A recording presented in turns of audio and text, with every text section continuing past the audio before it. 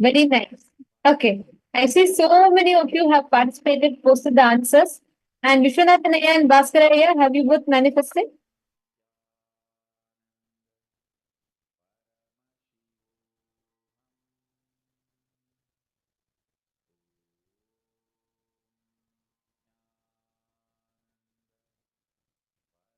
Have you both discussed? Have you both posted the answers? And have you both completed your rounds? See, understand, if you manifest this, you will really start training yourself to manifest the power of Kamacharitra, where you will be able to see any place and you will be able to, at will, consciously, you will be able to connect and go there. Bhaskara is saying you have not finished it yet. Aya, could you please connect and finish it? Vishwanathanaya and Bhaskaranaya. Oh, wow. Wonderful. Kailasa Toronto, three of you have manifested. Very nice. Ma Tara, Kripa, and Abdulaya. Very nice. Okay, good. See, this is how you start manifesting. It will train you to start experiencing yourself in remote places. Then you will really start understanding the meaning of what Swamiji says when you consciously exist in different places and how that power manifestation will happen in you. And Bhaskaranaya and Vishwanathanaya, even through the session, I'm going to request both of you to continue and make sure you are manifesting. Do not skip it. Just finish verifying the answers, the marker pen and I think crystal, right? That's what both of you asked each other. Can you both find it and post the answers? All right. Now, we're all going to be entering into the next session where we will be learning about how life is for enriching. What is enriching? Why is enriching so important? Why do we need to enrich others? And how does enriching help us break karmas? We are going to be listening to these revelations from Swamiji. Let us now listen.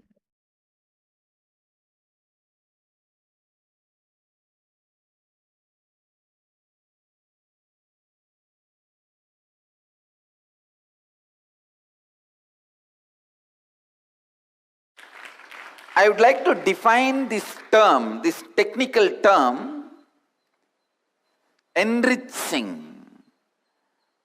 A clear definition. Please listen.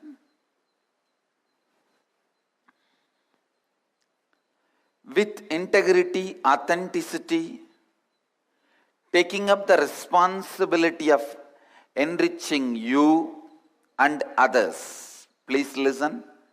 Come to the space of listening.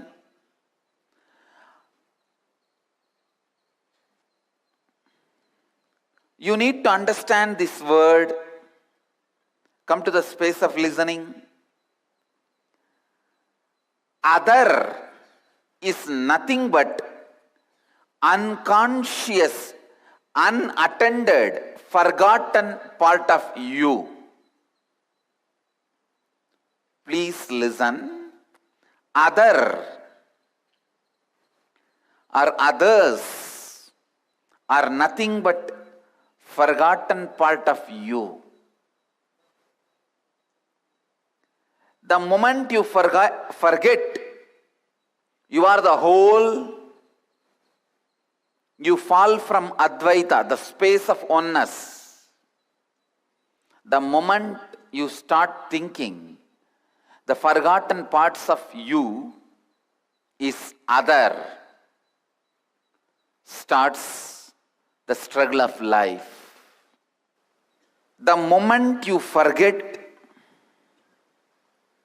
some parts of you, that forgotten parts only become other.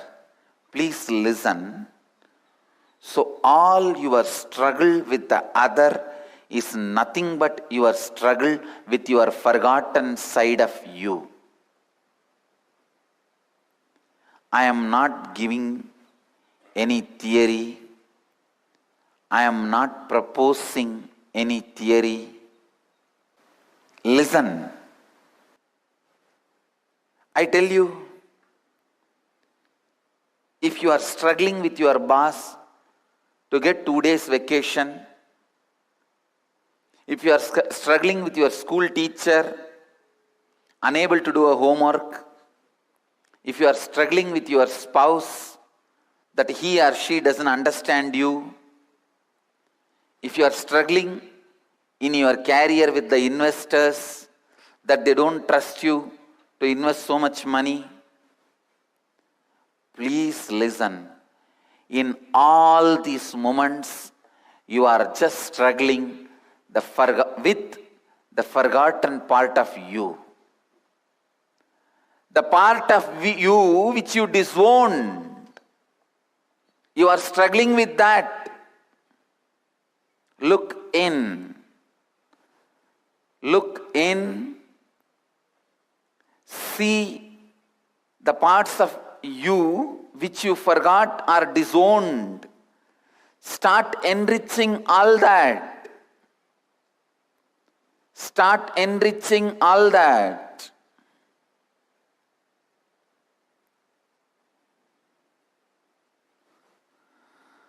I tell you,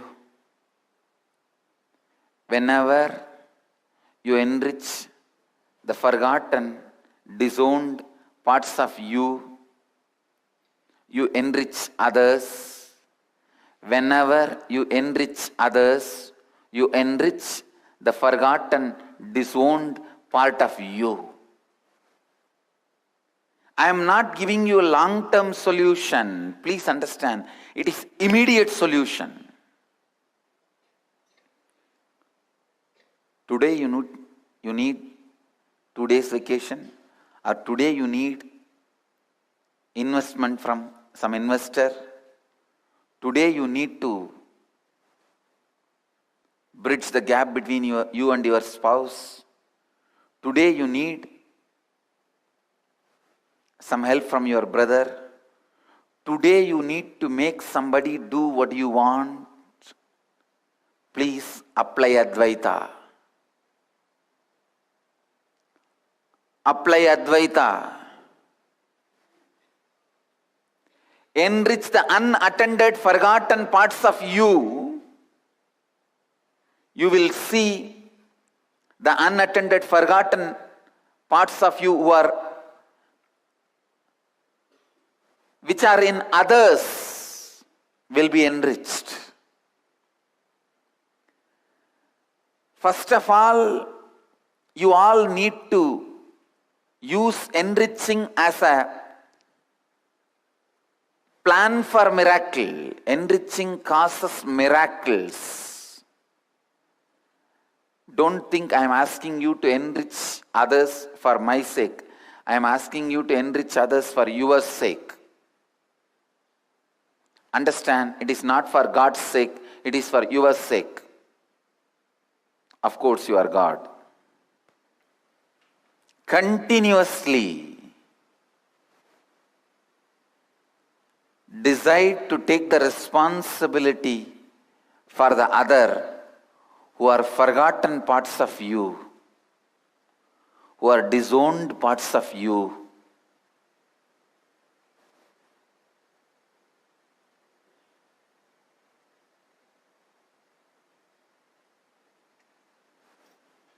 When all others in your life are awakened, you remain an awakened being. Incarnations are incarnations because they stand up and cause incarnations all around them. Enlightened beings are enlightened beings because they stand up and cause continuously enlightened beings around them. Please listen. No philosophy is more immediate than enriching. More philosophy is more immediate, effective, powerful than enriching.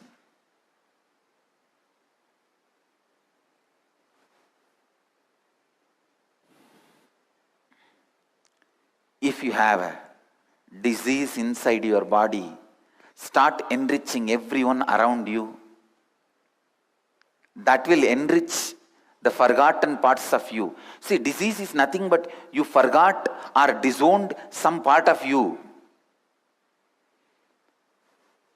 So the straight method to get healed from any disease, just enrich all the people in your life, especially the people who don't listen to you, who don't accept your words. Same way, if you have a relationship problem, start enriching the part of your own mind which does not listen to you. Please listen. If you have the problem that others are not listening to you or understanding you, enrich the parts of your mind, the dimensions of your mind which does not listen to you. I tell you, if you have a relationship issues, if you have a problem with others, they are not listening, your investors are not trusting you and investing, your boss is not giving you job, your boss is not giving you a few days vacation, your teacher is not giving you mark, whatever problem you have with others, attend to you who is not listening to you. Maybe part of you which is not listening to you and waking up in the Brahma Muhurta and doing yoga, enrich that part. Your teacher will listen to you. Your boss will do what you want. Your investor will do what you want. Please understand, if you have a disease in your body which is not getting healed, with which you are struggling, just catch the people who don't listen to you, enrich them. It will be healed. Because both are just reflections of each other. The disease you carry and the people who don't listen to you outside. And the people who don't listen to you outside, the part of your mind which does not listen to you inside, are all one and the same.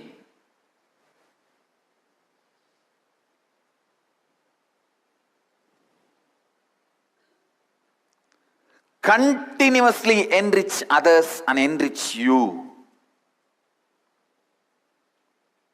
One good thing is enriching others is more easy. So start that. No, really. Start that.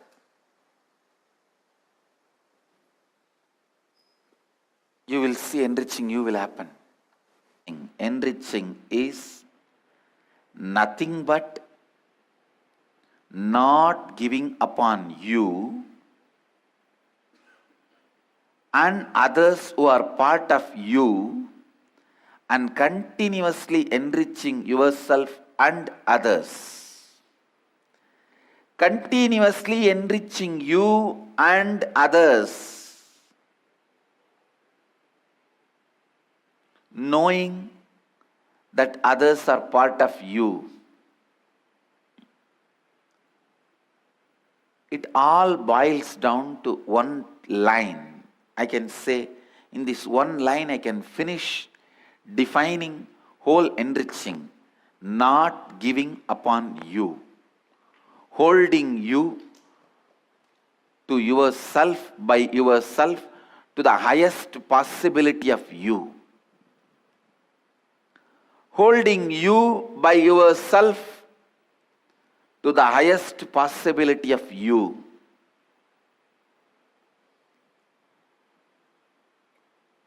Holding you high up,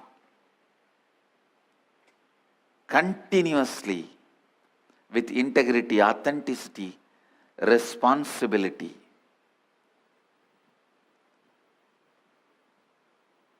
If you have a master, hold yourself high up to his anyakara. You are done. You will have everything imaginable and beyond your imagination. Understand? If you can hold yourself up to Master's Anyakara, you will automatically have integrity, authenticity, responsibility, enriching and everything. If you don't have a master in your life, at least hold yourself up to whatever you understand as integrity, authenticity, responsibility and enriching. Understand, this Dhamma is self-purifying. Please understand. Any sutra has to be self-explanatory.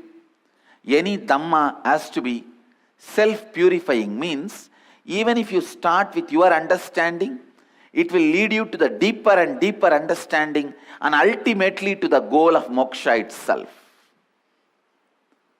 Dhamma is always designed such a way that even if you start in a very raw, crude form,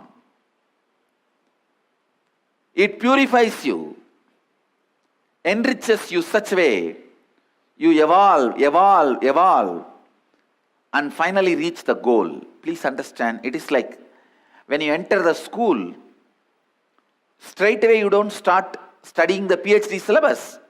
You only study A for apple, B for brinjal, C for cat. But the education takes you to the next level. And you achieve the ultimate goal. Same way, Dhamma.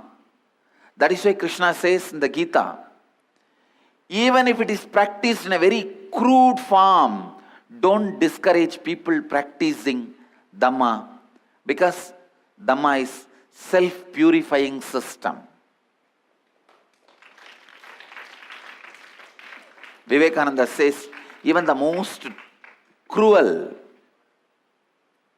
forms of practices, which you call primitive, even those things I will not try to abolish.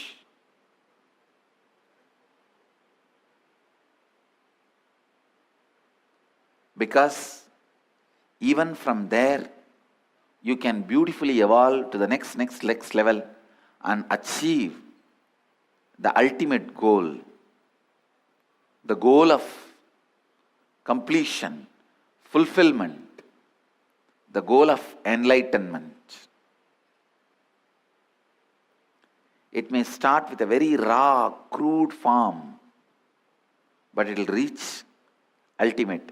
Dhamma. Even if you start practicing integrity, authenticity, responsibility, the way you understand, these truths are powerful enough to purify itself and raise you to the next level.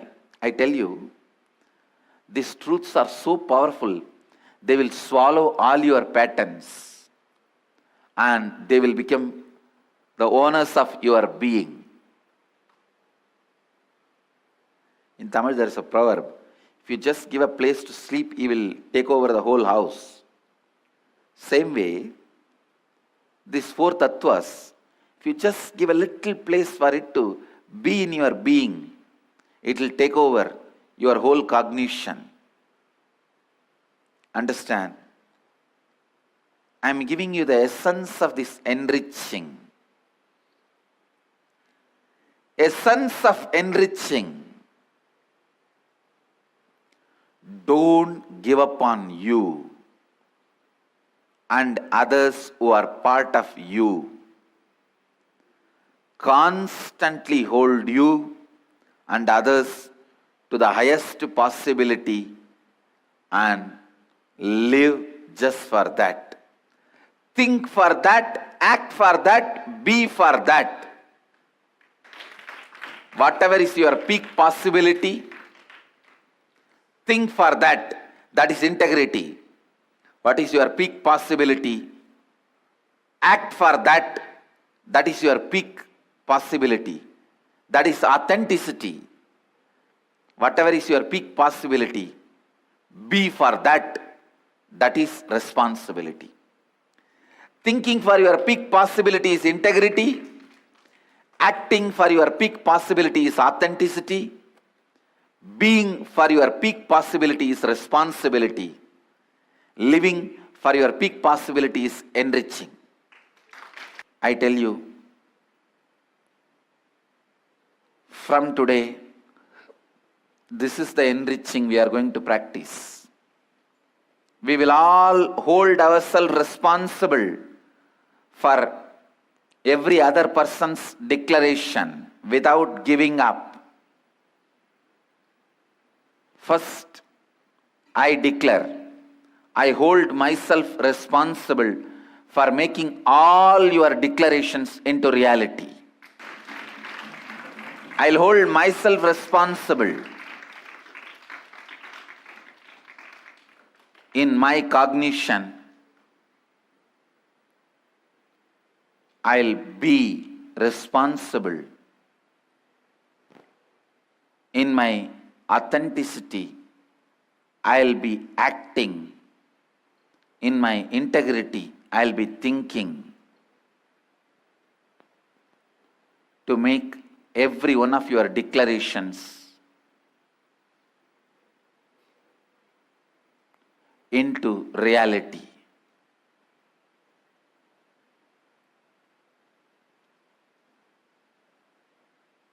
I'll do it, and I can do it. I request each one of you the same way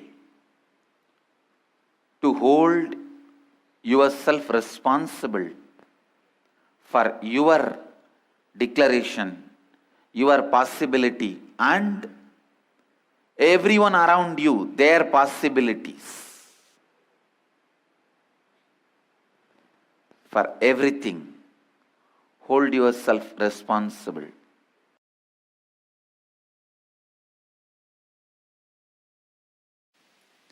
Every conversation you have infuses certain energy in you. If you continuously have conversations about the share, sari, jewelry, you will see automatically that kind of energy is infused in you. Please listen. If you continuously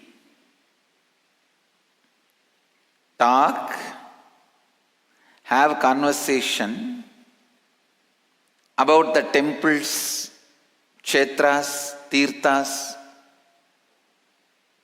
the desire to experience them is infused in you.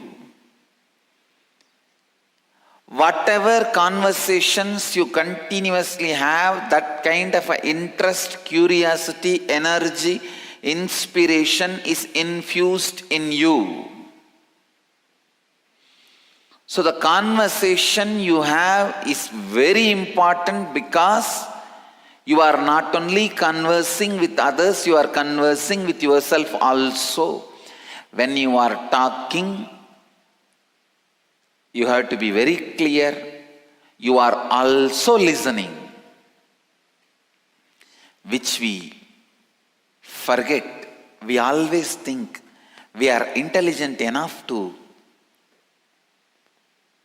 protect ourselves from our own words. We think, I know whatever I am uttering is a little truth and little, it's this way, that way, okay. But for others I'll utter, I will not believe inside. Try. I'm telling you, try. Just try for 10 days. For 10 days, just try, go around continuously talking positive things. Yes, there is an existence of ultimate intelligence, God. I am progressing towards it. I can see right things happening. Talk 10 things about this. 10 days. And see what happens to your inner space. Understand, you are nothing but the words you utter.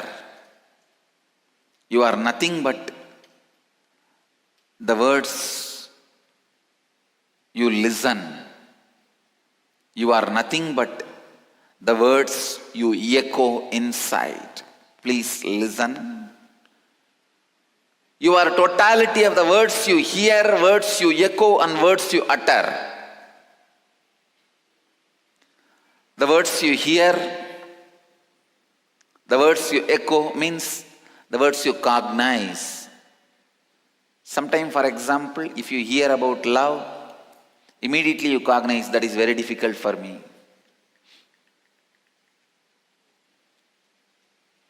The words you hear, the words you cognize, and the words you utter plays a major role in your life. Totality of all these three is your life.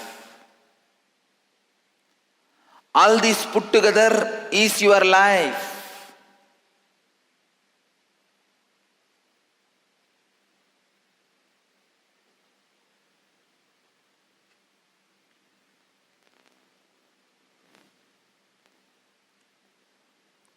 The conversations you have with yourself and others are very important. The conversations you have,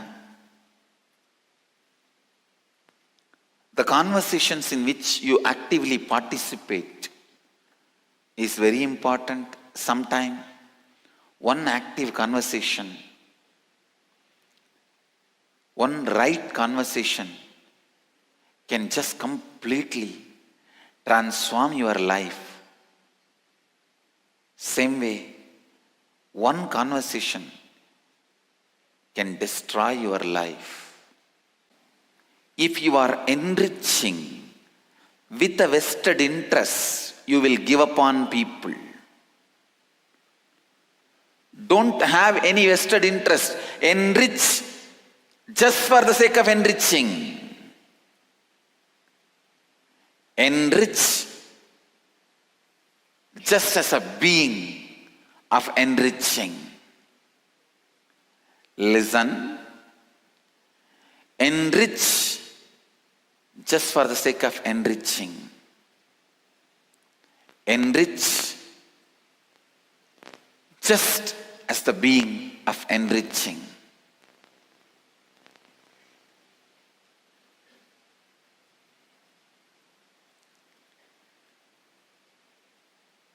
I tell you, enrich just for the excitement you feel while enriching. Enriching brings so much of excitement inside you, outside you. Enriching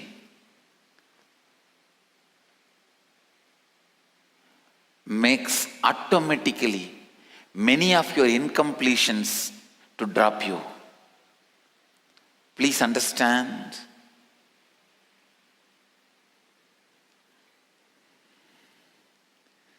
If you are completing,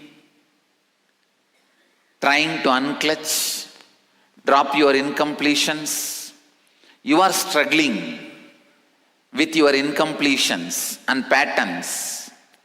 If you are enriching, your incompletions will drop you. I declare it is enriching which saved me and the Sangha from the religious persecution we were going through.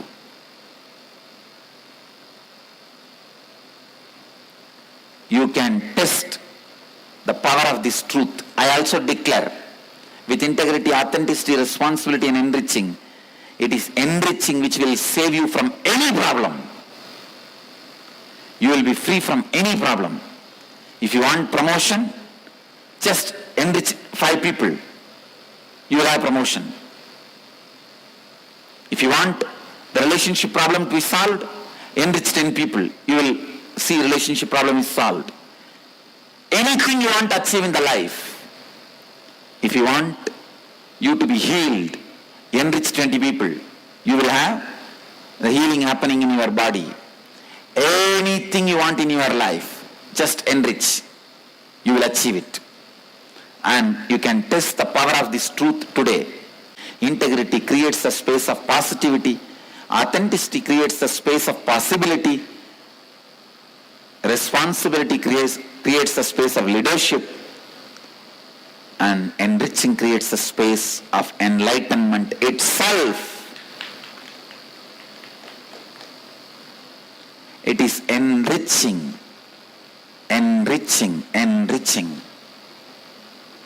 That makes the life alive. Whenever you talk to people continuously and enrich them, you become strong in those ideas. You become strong in life. Please listen, life is a power. If you want to discover, harness the power of word, live integrity. If you want to harness the power of thinking, live authenticity. If you want to discover and use the power of feeling, use responsibility. If you want to use the power of living, decide to enrich with integrity, authenticity, and responsibility. I tell you, whenever you enrich others and you, life happens in you. You experience power of living. I can give you a very simple truth. Just go on, go on, go on, go on, go on. Enrich others in your life. I tell you, best things of the life will be showered on you. From morning till night, let the enriching be your thinking. Let the enriching be your feeling. Let all your words be centered on enriching. I tell you, you will understand the power of words. Go on uttering the words which enriches others. Go on thinking how to enrich yourself and others. Go on feeling how to enrich yourself and others. I tell you, align your living to enrich others. Even if you are working in Microsoft, understand you are enriching people. Just understand clearly in your thinking, you are enriching the people. Don't have the self-doubt. Complete with it. Even if you are weaving the clothes, you are enriching somebody with clothes. Even if you are doing agriculture, you are enriching somebody with food. Even if you are working in the army, you are enriching your country with security. So whatever you are doing, you can understand, you should align yourself, realize how you are enriching others. I tell you, understanding whatever you are already doing is enriching, and expanding your life in the line of enriching will make you realize the power of enriching. Only one person, a terrorist, cannot align his actions with enriching. A terrorist can never justify. If you are not a terrorist, then be very clear. All your thinking, all your actions, all your feelings can be aligned to enriching. Whole day, remember very clearly, you are living only for enriching. life is for others. I tell you, the moment you convince your heart life is for others, all the sufferings living in your heart leaves you. All the suffering. Now you know, even if somebody is suffering because of you, it is because of them, not because of you.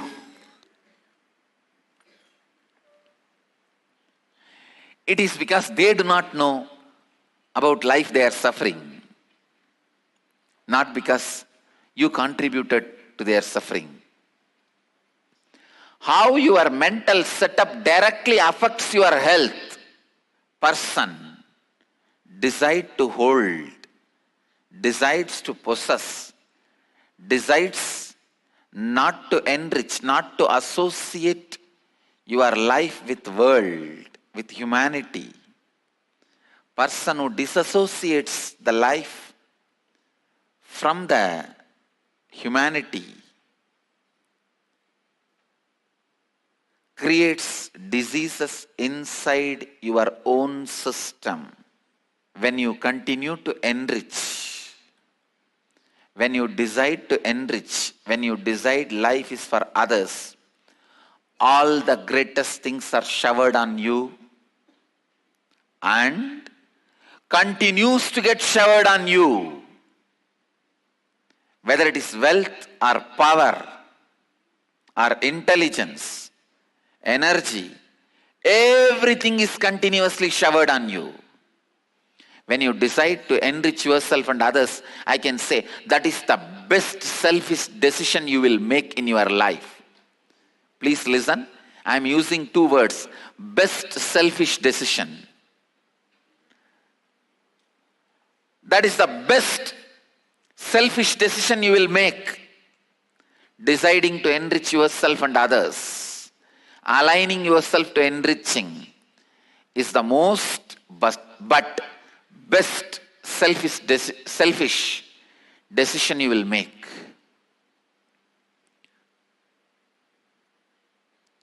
I am not here to tell you, do some selfless service.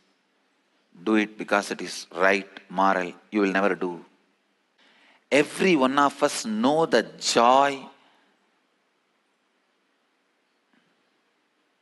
when you give it to others. When you give, when you share, when you enrich, the joy you feel, all of you know. But you always have a conflict. If I give away everything, what will happen to my life? I need to hold something to run my life. This conflict will be removed. It will be completed with enriching initiation. You will understand even your exhaling is giving.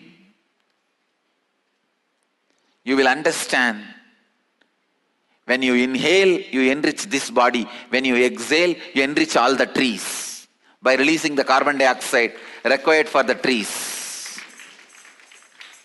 Every moment you will be enriched.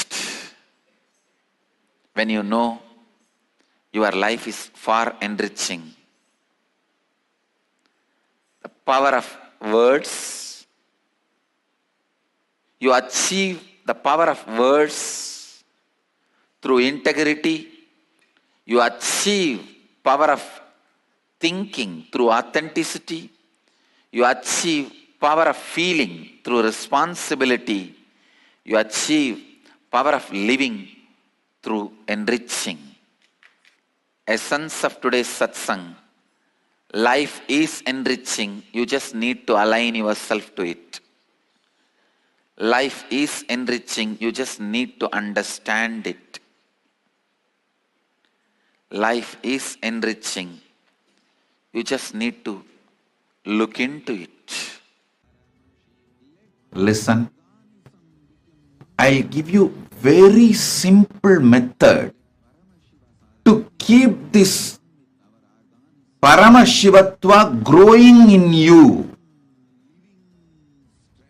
Every day growing in you. Very simple. Extremely simple process. Just two things.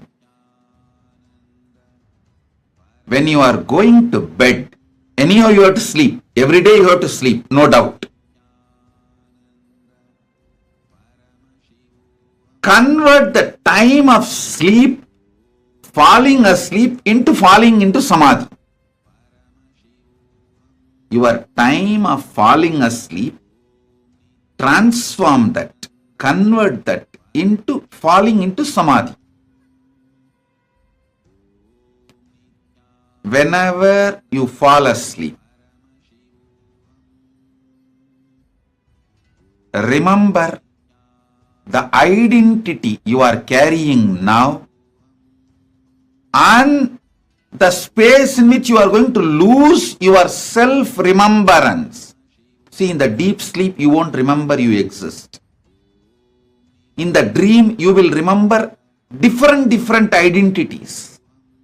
So the identity you remember now in the waking state and the identity alterations you go through during your dream state are the identity loss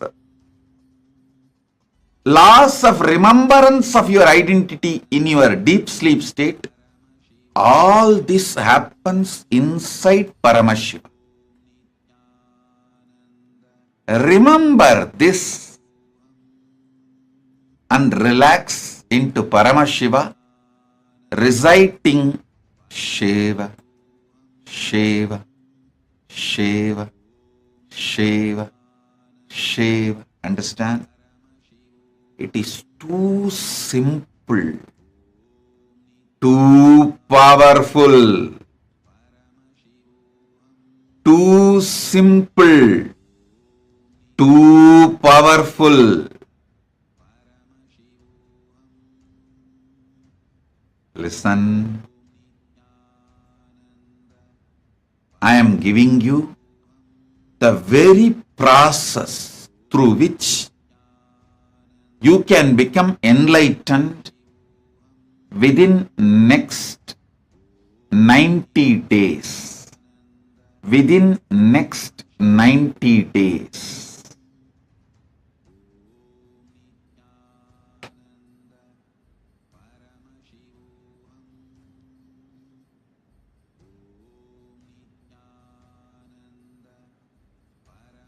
It is such a simple process.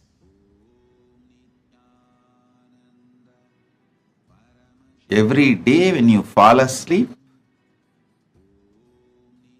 remember the identity you remember and the alteration of the identity you will go through in the dream state and the loss of remembrance about your identity you will experience in the deep sleep state. All the three happens inside Paramashiva. With that surrender, remember your identity, existence, and repeat Shiva, Shiva, Shiva, and fall asleep.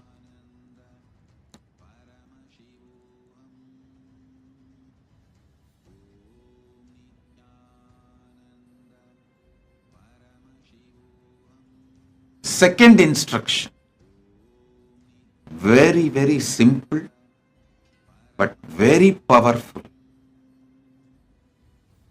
Enrich at least 11 people in your life every day. Meet at least 11 people and give them my Bhagavad Gita commentary. I tell you, we have millions of copies Bhagavad Gita printed, available in all our ashrams in the local language. English, Tamil, Hindi, French, Spanish, in all Chinese. We have printed Bhagavad Gitas available in the local centers in that language. It is available free of cost. I made it as a law. My Bhagavad Gita book and Living Enlightenment book cannot be sold. It has to be gifted only as a gift to the world. As many copies as you want, please pick it up from the local center, or you can even print on your own. but do not sell. No commercial activity.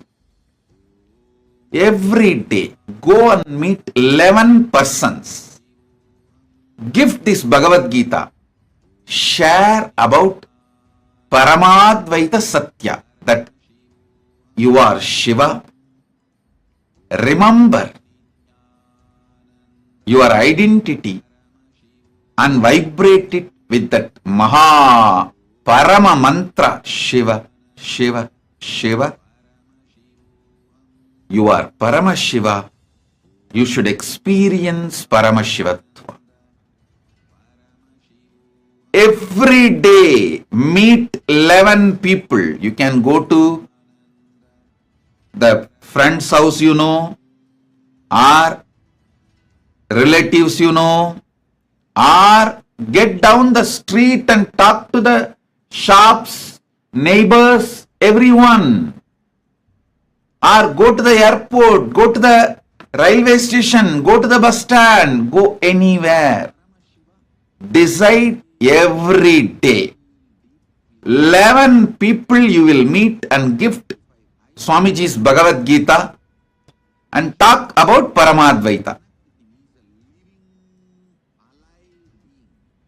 If they argue, don't worry. They are mirroring you.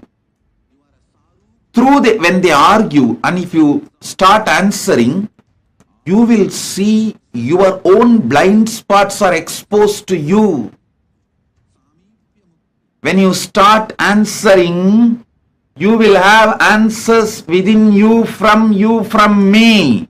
The inner Guru, me sitting inside you, will reveal answers. Don't be nervous. Don't be terrorized to face questions, to face conflicts, to face arguments. Ability to face the arguments, questions, conflicts makes you dhira. That makes you dhira. Do not be afraid. I tell you, anyone who considers yourself as my devotee, my disciple, if you think you are my disciple, if you think you are my devotee, it is a fundamental rule for you. I know this will make you enlightened. The first principle for you, meet 11 persons per day and gift Bhagavad Gita, my Bhagavad Gita. Freely it is available in all my ashrams. For example, if you go to KAILASA, USA, Los Angeles, you can get any number of copies in English. If you go to Tiruvannamalai, Nithyananda Janmabhoomi, you can take any number of copies in Tamil. From today, every day, meet 11 people and gift this Bhagavad Gita book. Talk about Paramadvaita Satya. If they have questions, try to answer. If they have arguments, try to answer. If they have doubts, try to answer. If you are not able to answer, give my satsang's link. Tell them to read the Bhagavad Gita book. All questions will be answered. And give them the link of my satsangs. Do this every day. Hereby, I give this as a Guru Vak for anyone who wants to be my disciple, my devotee. From today, whoever wants to be my devotee, disciple, will meet 11 persons a day and give Bhagavad Gita to each one of them and talk to them, initiate them, enrich them about the Paramadvaita Satya I shared in today's satsang.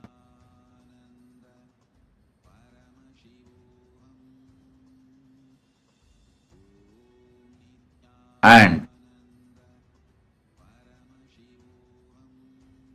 if they feel grateful and give you something for that book, do not ask money. Do not ask anything in return. You give purely as a gift. If they want to give something in return, bring it and offer it in the temple. They can give just one handful of rice. Bring it and cook and do annadan in our temples. They may give even 1 cent. Bring it and offer it in the hundi. Do not expect anything in return.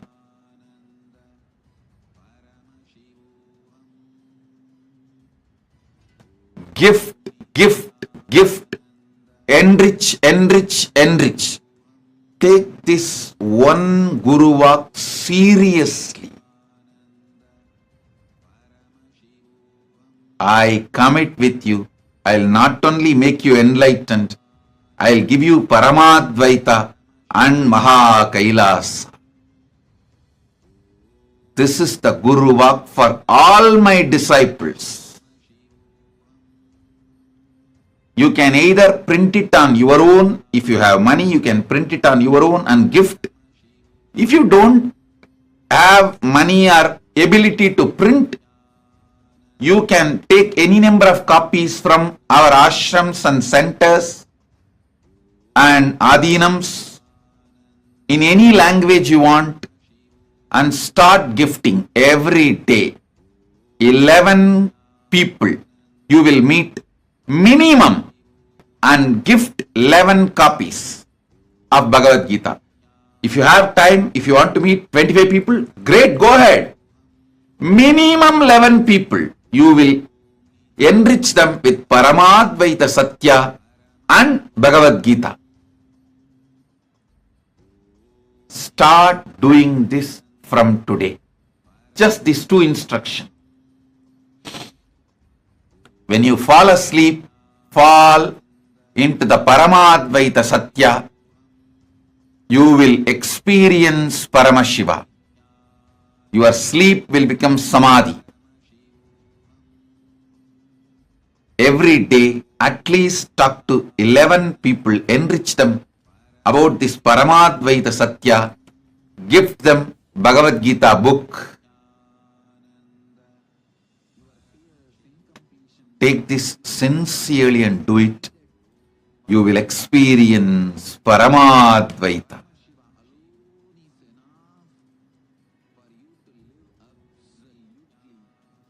This is my boon, promise, commitment, Guru Vak for all of you.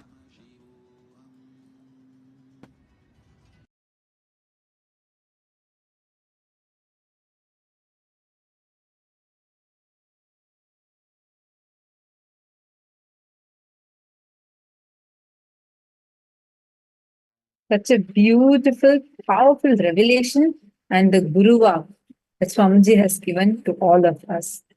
Understand, first thing, enriching and causing others reality. This is causing others reality.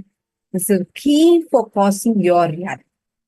Anywhere, wherever you're stuck, wherever you feel like you want to have a breakthrough, work intensely on just causing others reality. Enriching. Life is for enriching. Just look at Swamiji's life. Swamiji's entire life, every bit of it, Swamiji has dedicated it just for others, living for others, just to cause people's reality, just to enrich. L-I-F-E. Life is for enriching. I request all the participants to take a few minutes and please post here. What are the clicks and understandings you have had so far in this session?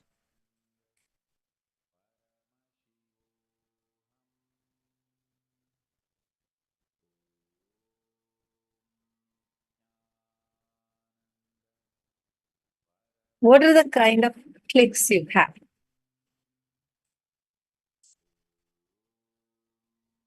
Please sit and share your clicks with us.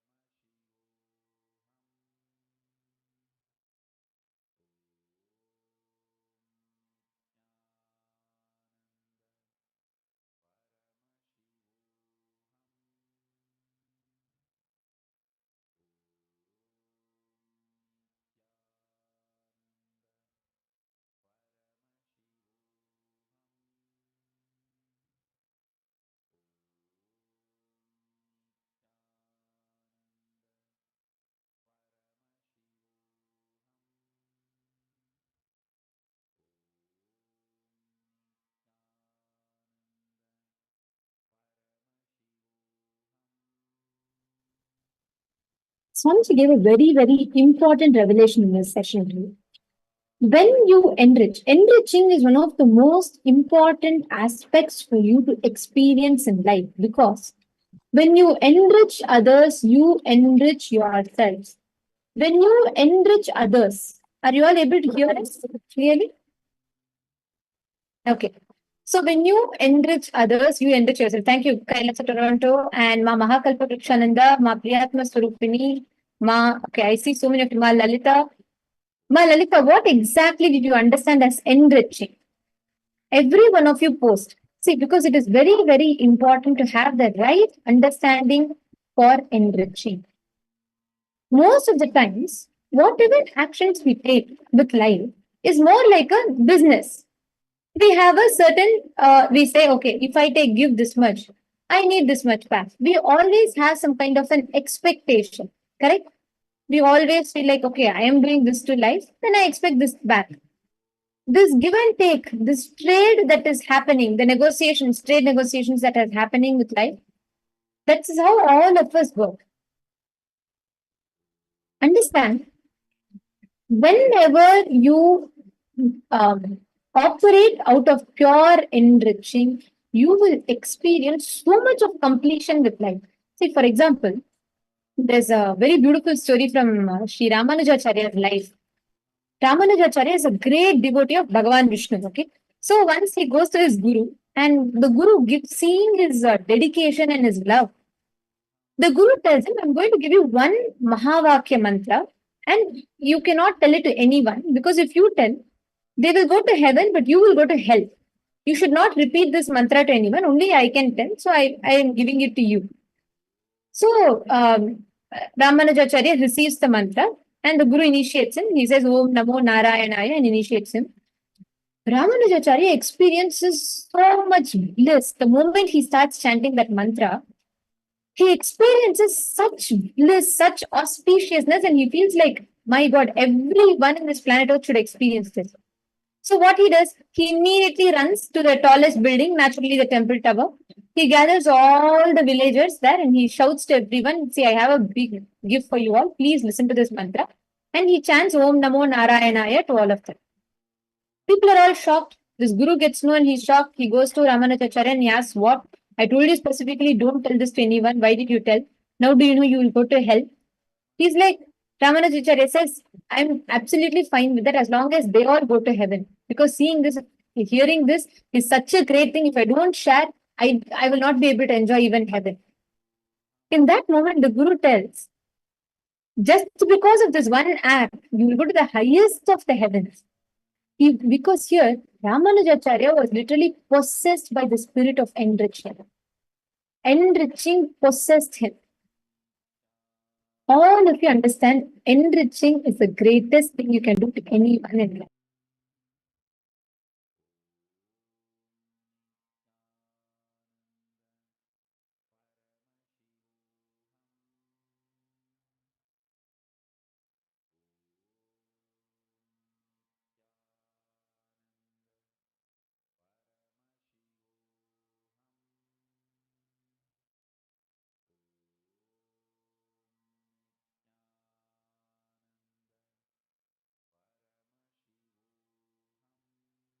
And even in incarnation, when he comes down, he tells us that life is for enriching.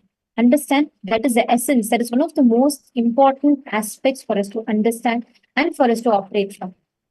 Your whole life is for enriching. Every act that you do. Actually, Swami is giving a very beautiful example, right? If you feel your boss is not listening to you, look inside you. Which part of you is not listening to you? Enrich that part. Your boss will listen to you. Life is an extension of us.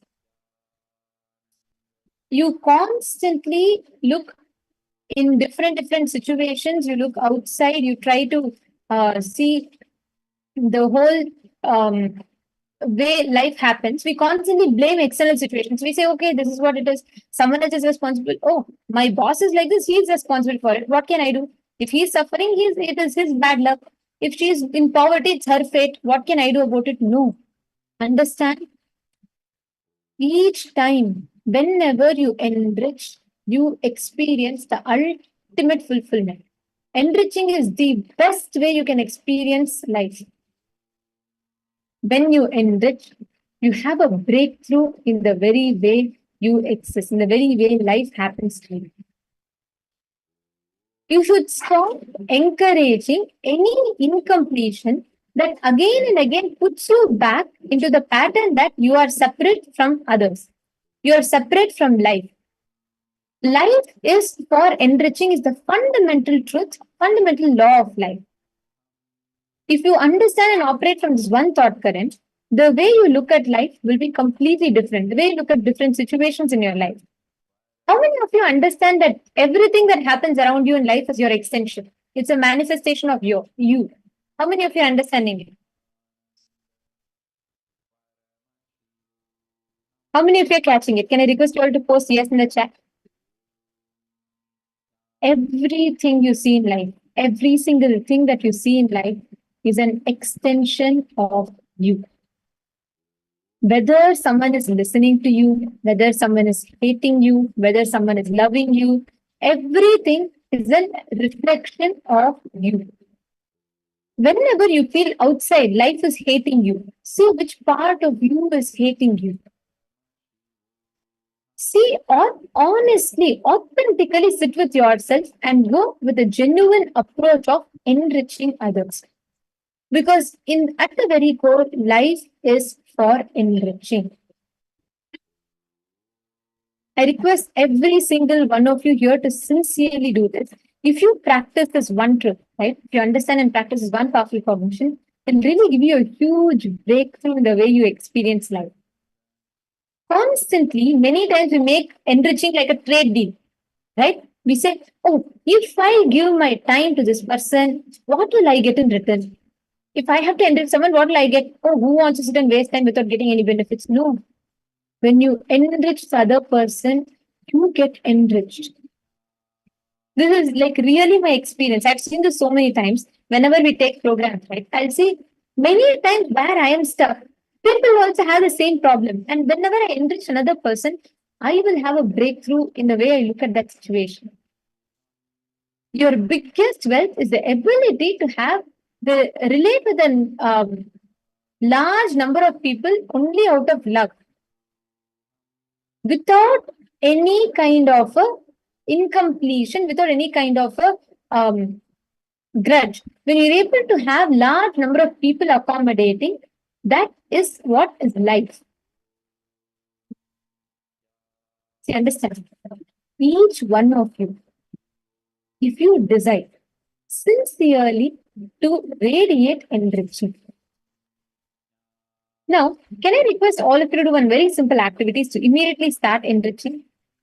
Can you all list the top 10 relationships of your life? And list down how do you think you can enrich each one. It can be as simple. Let's say your friend is really looking to manifest, she's really looking to do yoga. She wants to have a breakthrough. Write down how you actually think you can take responsibility to enrich the other person.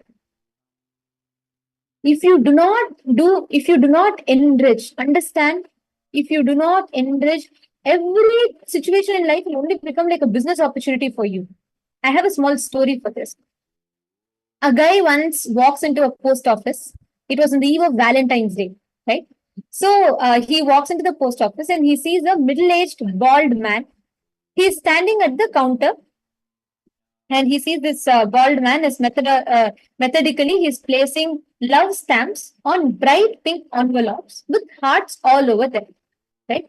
This young man is a little intrigued, and it's not one card. He has multiple cards. So each one carefully he's placing one card, and then he it's having the bright pink envelope, and that has hearts all over them.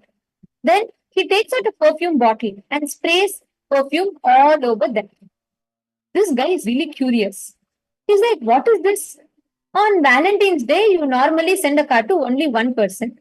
Some people may send to two people, rarely three or four people, but this man is sending out thousands of Valentine cards. So this guy is very curious. So he goes near the man and he sees that all the cards have different addresses on them. The guy asks the bald man, "What are you doing?" The man says, "Well, I'm sending 1,000 Valentine cards signed guess who to 1,000 different people." This man is shocked. "Yes, but why?" Then this man says, "Because I'm a divorce lawyer." Understand? Any time when you look at life, all the situations in life, when you look at it from your, when you start having this habit of seeing what you can gain, even in the most subtlest or most beautiful of moments in life, you will only look at it as a trade deal.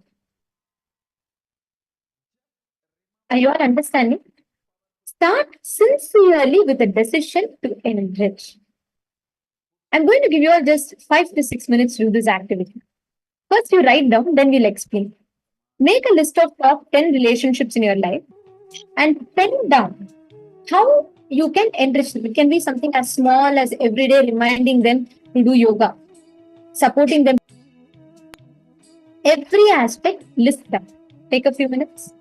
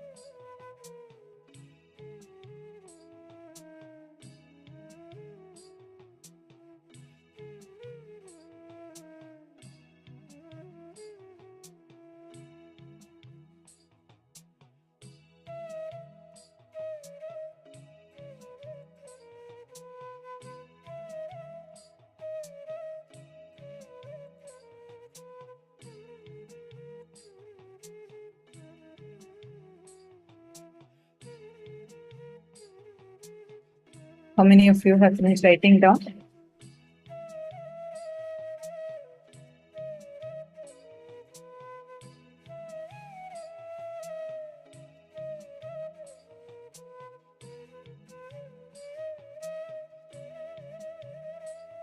How many of you have finished writing it down?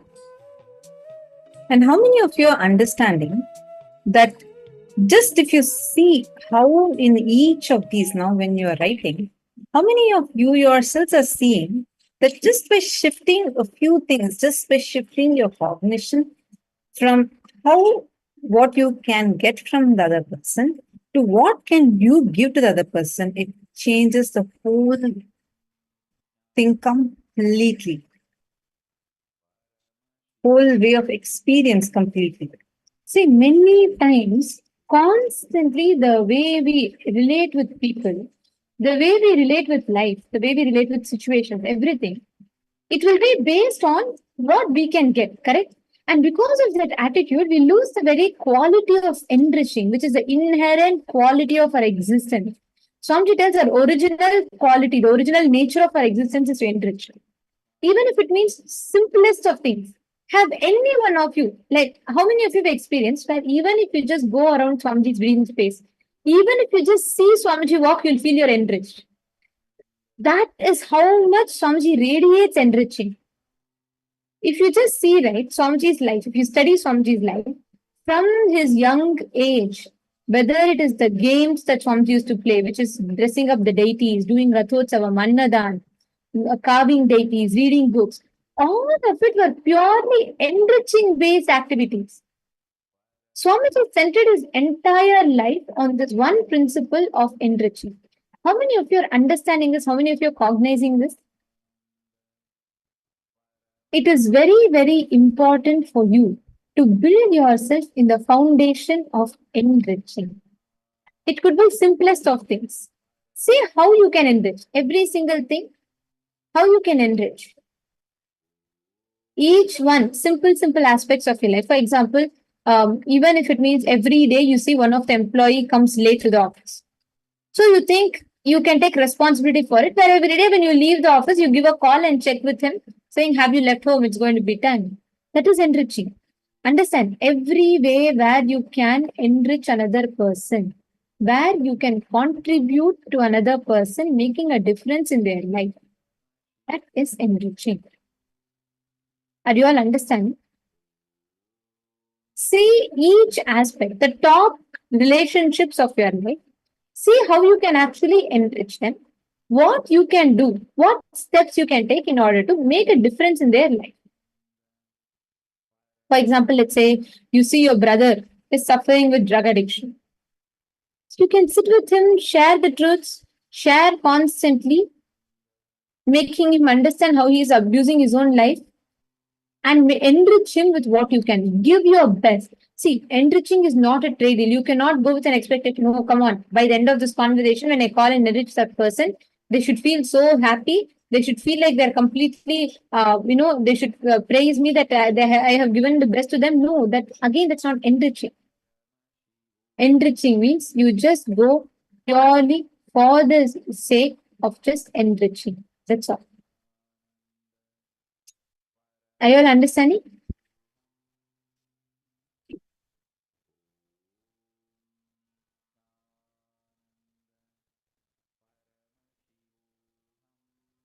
Okay, I'm going to request all of you to pen this down. Finish writing. Have you all finished? For 11 people, if you all have finished to write, how you will enrich them. Okay, great. Now, with this understanding, I'm going to request all of you to enter into a very, very important and a very beautiful manifestation. Listen very carefully. This is a very interesting power to manifest. What all of you are going to do is, you're going to be manifesting the power to enrich a person just by your using the third eye. Listen very carefully, the exact process. Just by you scanning through the third eye, you're going to identify what is the obstacle that a person has, and you're going to see what is the reality that they want to manifest. This is a very beautiful power. Understand, whenever you manifest this literally makes you manifest Swamiji through you and makes you enrich. Sit with that decision consciously, and I'm going to request you all to call any one friend of yours. Just let do one round. Okay. Call any one friend of yours and genuinely go with the intention to enrich them. And I'm going to request all of you to connect to Swamiji, chant the Mahavakya. Very simple. What power you're going to manifest? You're going to have them share with you. You're going to call them, ask their consent if you can scan them. You can introduce that you're in such and such a program. And you're going to ask them, scan and identify one reality that they want to manifest. It could be something as simple as, I want to buy a car and I've been looking for it. Or maybe they want to get into a particular university. Or maybe they are looking for having manifesting a relationship. Whatever it could be. You're going to scan and identify what is it that they want to manifest. For example, if Vishwanathanaya is scanning, let's say Vishwanathanaya is scanning Basilaya. So Vishwanathanaya, you're going to scan and identify first what is it that Basilaya wants to manifest. And you're going to be identifying, let's say he wants to manifest maybe $20,000. Just an example. So immediately he wants to manifest it within the next 3 days. You're going to scan and identify what is the obstacle that is stopping him from manifesting that power. Manifesting that money. And you're going to identify the solution for it and share with them whatever your Jivan Mukti book is revealing to you. Clear? If you're all understanding, can I request a yes from you all? And for this round, do not do with people that are already with you. Please call someone who's outside of these programs and connect to them. Clear? Can I request all of you to please do this? Do not hesitate. This is a very, very amazing power to manifest. It will really empower you a lot to understand experientially what enriching means. So I request all of you to please start, connect to Swamiji. If any of you have any questions, please post it in the chat. Paramashivoham. Om Nithyananda. Paramashivoham. Om Nithyananda. Paramashivoham. Om Nithyananda. Paramashivoham. Om Nithyananda. Paramashivoham.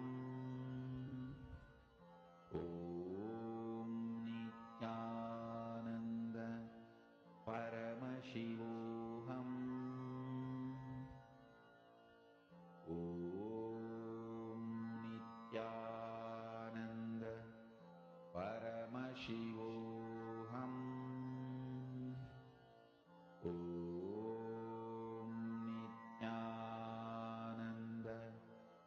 Paramashivoham. Om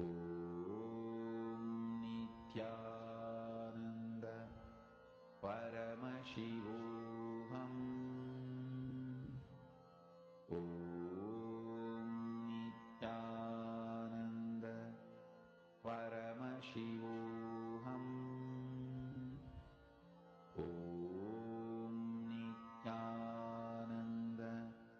Paramashivoham. Om Nithyananda. Paramashivoham.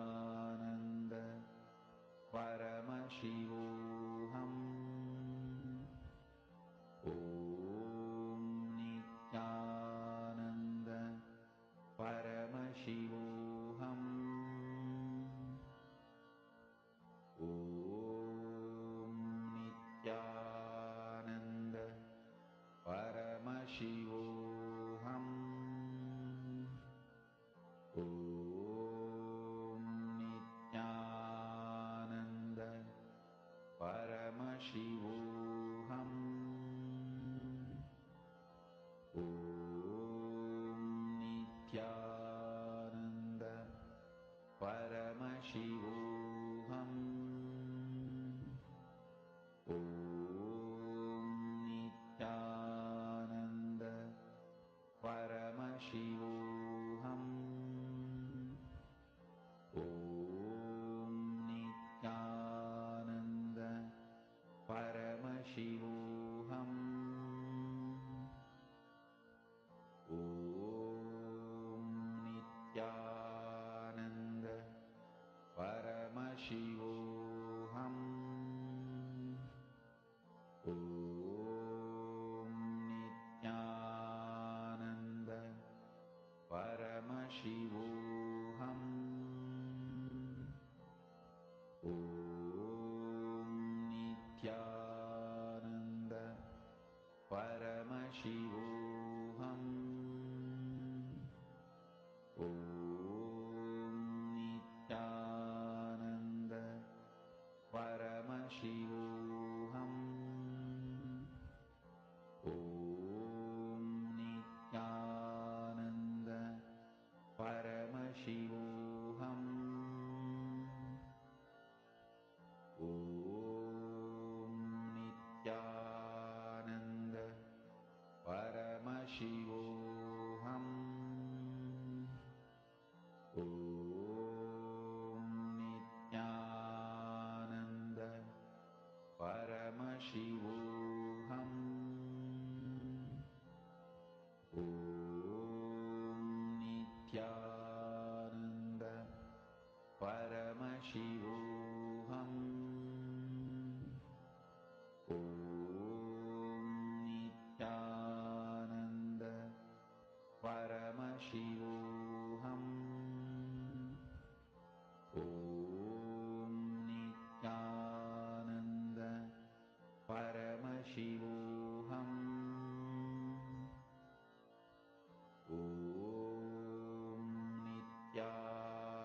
Nithyananda Paramashivoham. Om Nithyananda Paramashivoham. Om Nithyananda Paramashivoham. Om Nithyananda Paramashivoham. Om Nithyananda Paramashivoham. Om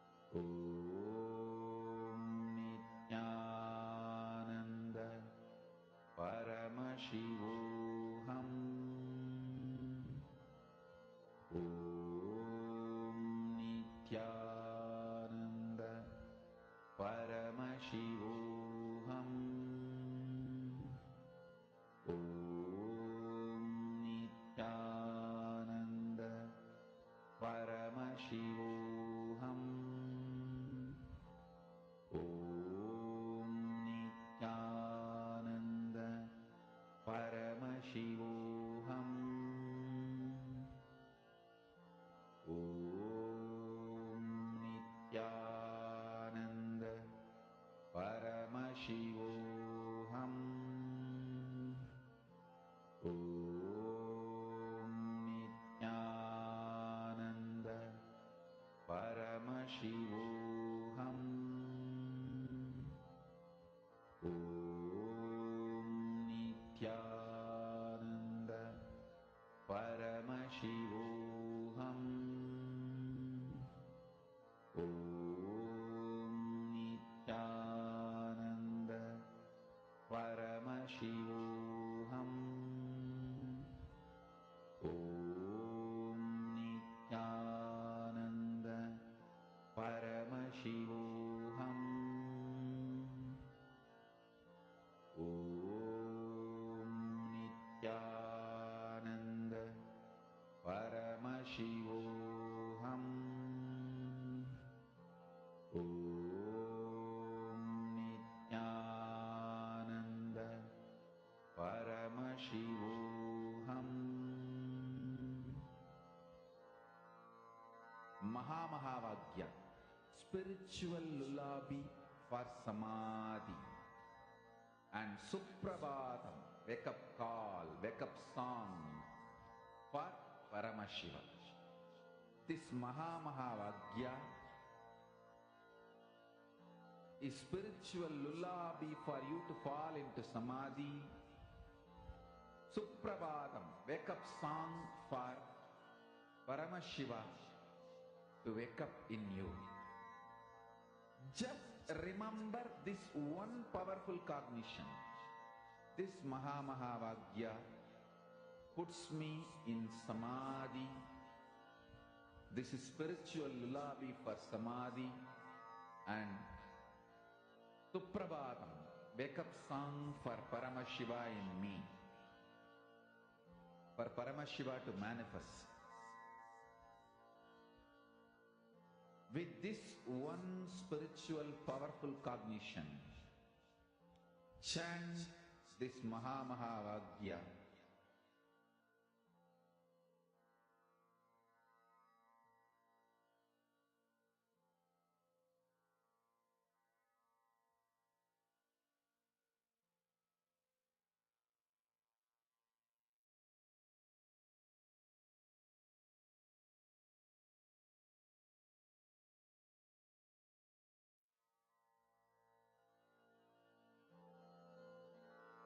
Mahamahavagya, spiritual lullaby for samadhi, and Suprabhatam, wake up call, wake up song for Paramashiva, for Paramashiva to manifest. With this one spiritual powerful cognition, chant this Mahamahavagya. Om Nithyananda Paramashivoham. Om Nithyananda Paramashivoham.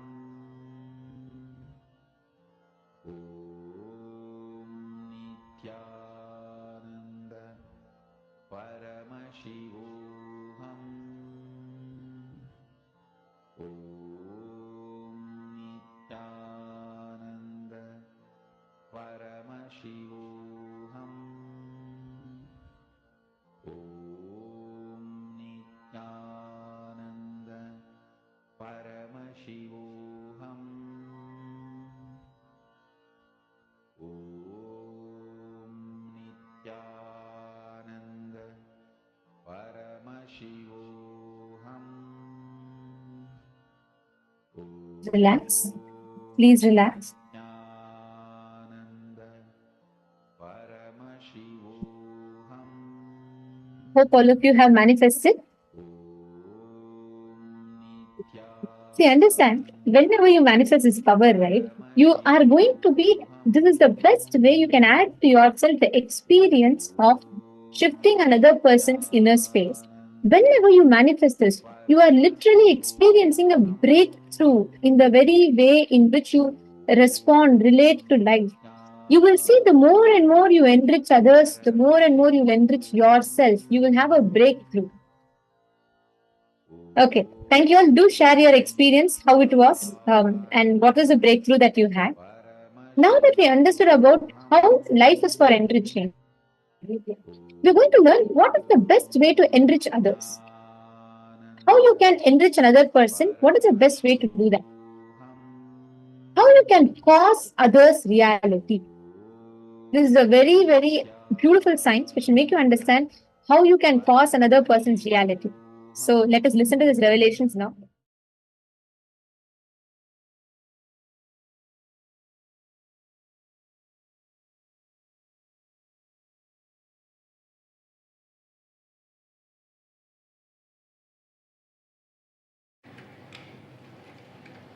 Human life is worth living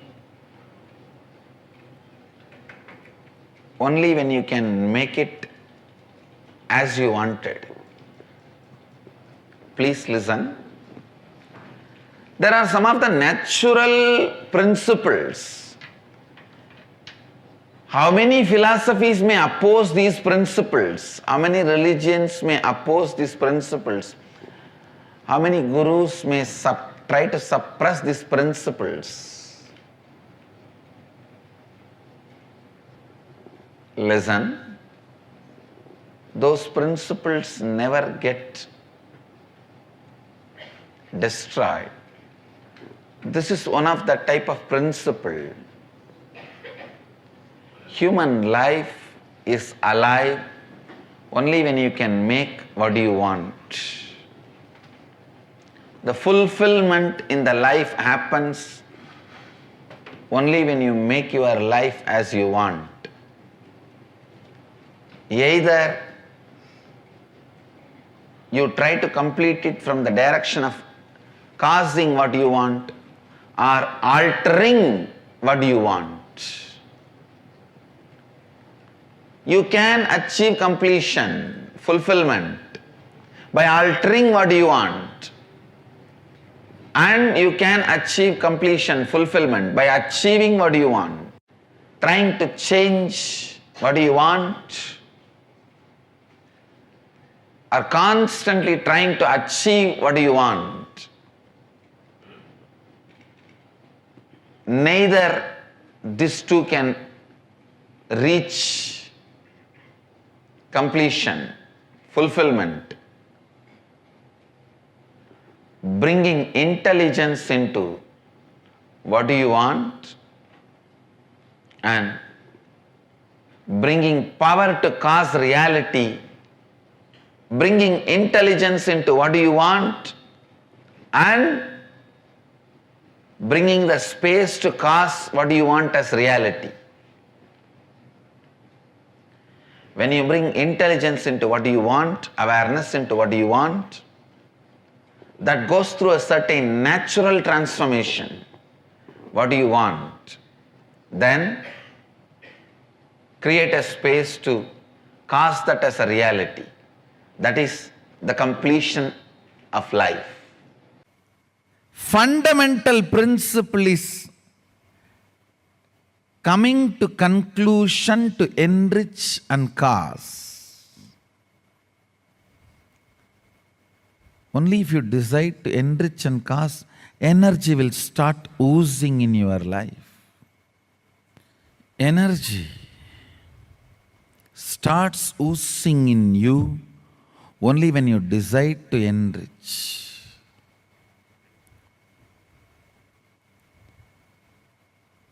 It expresses as health, it expresses as love, relationships, it expresses as resource in the life like wealth.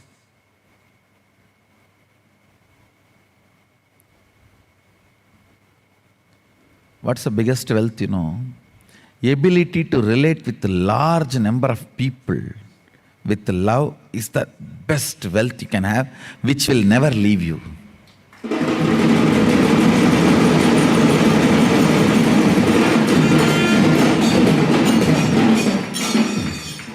which will never leave you.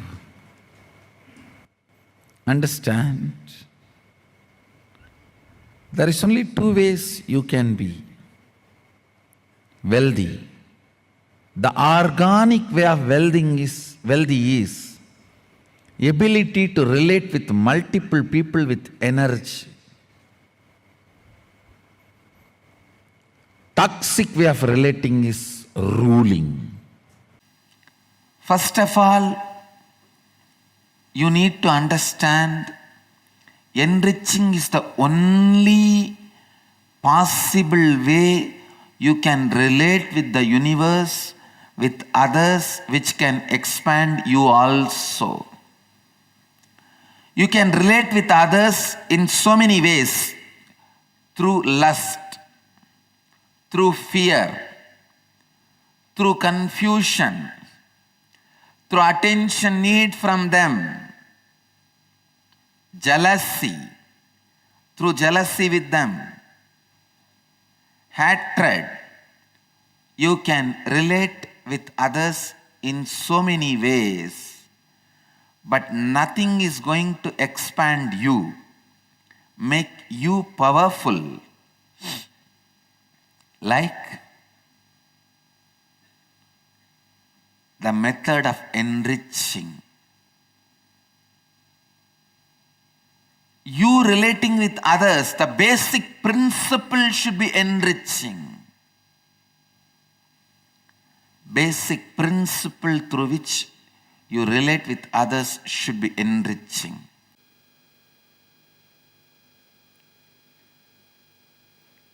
Whether it is the relationship with others or relationship with God, it has to be from the attitude of enriching.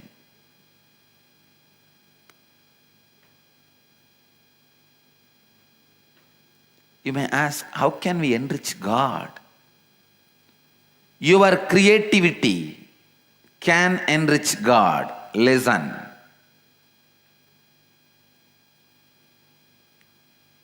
Your creativity is always your contribution to the cosmos. It is something which was not there in the cosmos. You created it. You expanded it. You expressed it. For you to express your creativity,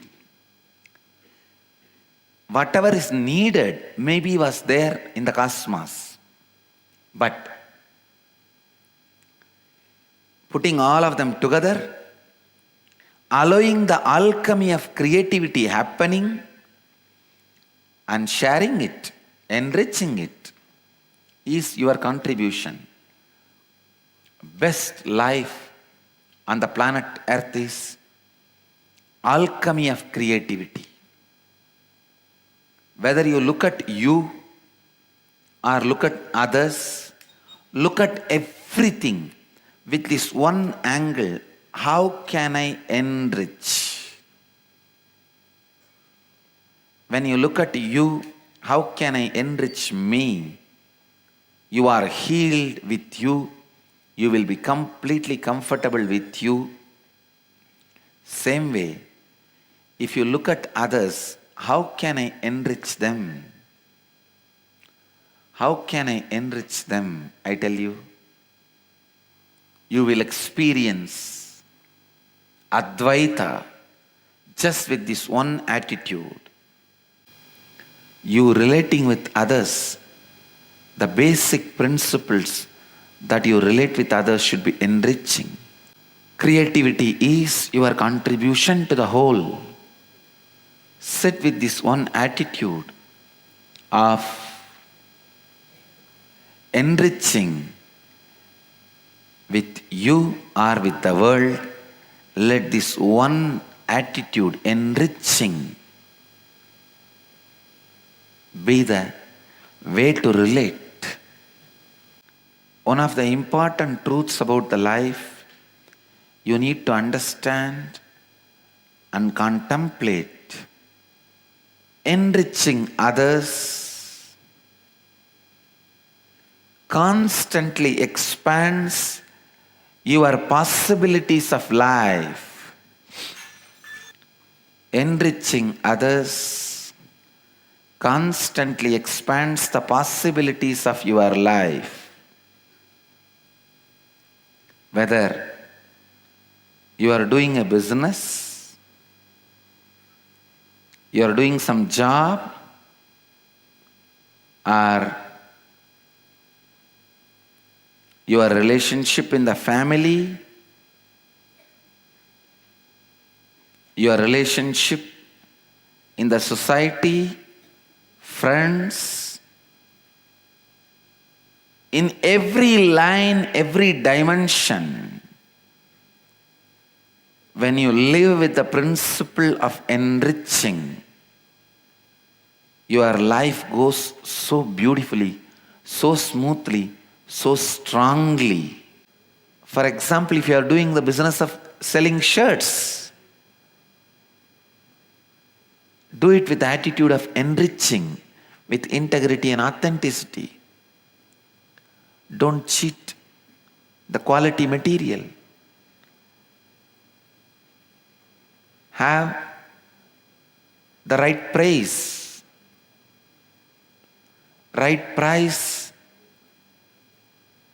for the product. For example, if you are selling the shirt for 100 rupee, you know very clearly, even if somebody is having 100 rupee, they cannot wear that 100 rupee. They need somebody to make cotton, thread, dye it and weave it and stitch it and bring it here. So converting that 100 rupee into shirt itself is an enriching. So every business you do can be enriching directly. If you are with the attitude of enriching, suddenly so much of friction in you melts down. You are complete with whatever profession you are doing. I tell you, I have met so many CEOs, heads of companies, business magnates. None of them are complete about the business they are doing. They carry such a deep guilt because they feel they are cheating everybody. Their business is based on cheating. Anybody I talk, they say, Swamiji, this integrity, authenticity can be practiced in other fields. In my field, it is impossible, Swamiji. In my field, morning, the moment I get up, till night, I have to tell lies. I have to be cheating. How can I be? I tell you,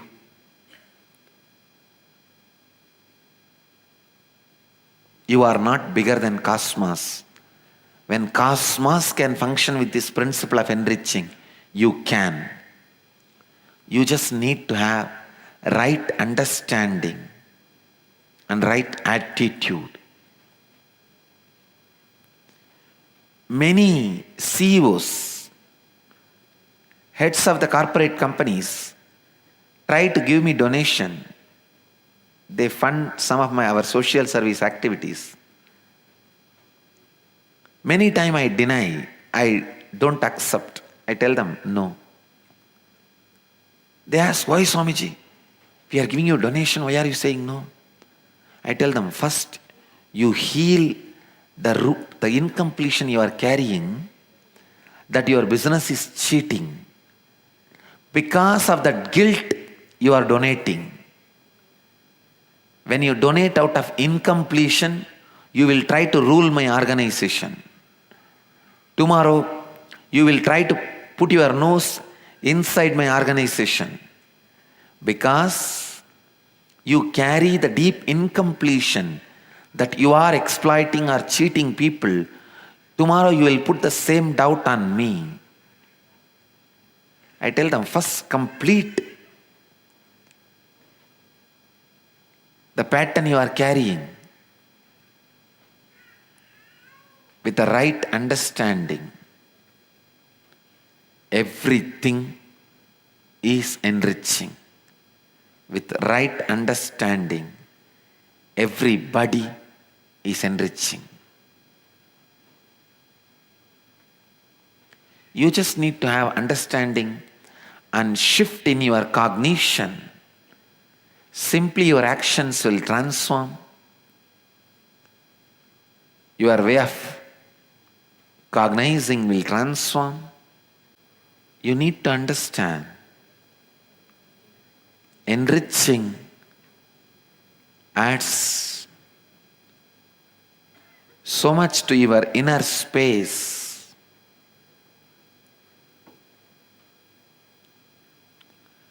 Only when you enrich the people in the other end, only when the people in the other end are complete, you can be complete. You always think people in the without completing the people in the other end, you can become complete. It may be irresponsible retirement, not responsible completion.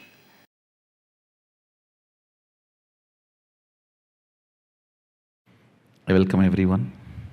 Now I am entering into the real solution. Understand, completion solves but does not dissolve.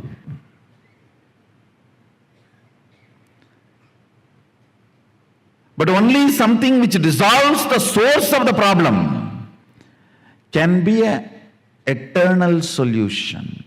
Listen. Listen intensely.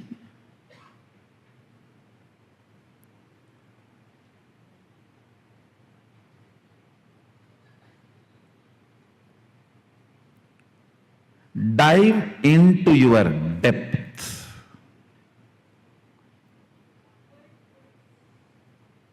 The innermost cognitions you have about you. How you cognize you. Sit with yourself seriously and ask, do I really want to transform? If you are saying yes to you, then do it.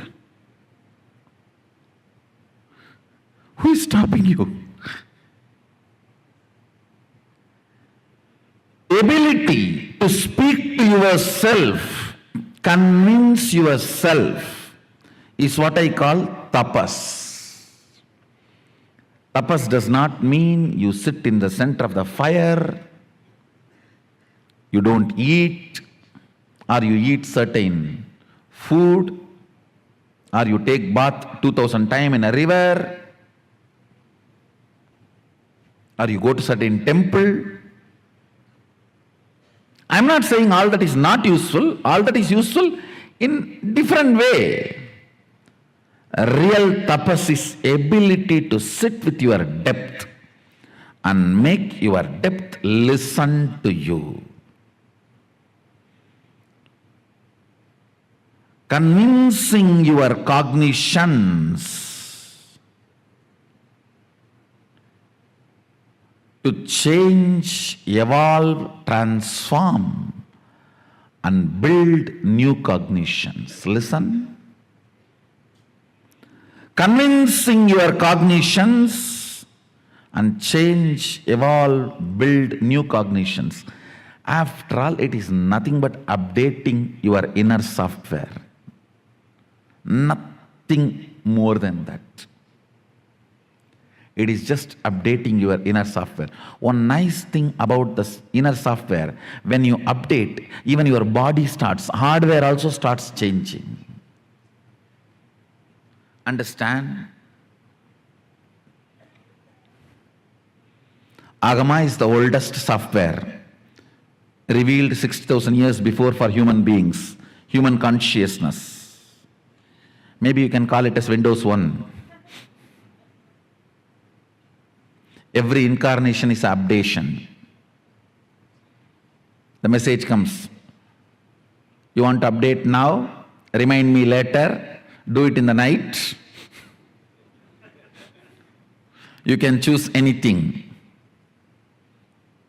Every master is an updation. It's an update invitation. Windows 2, 3, 4. Now, After tired of sending windows, the door itself is opening.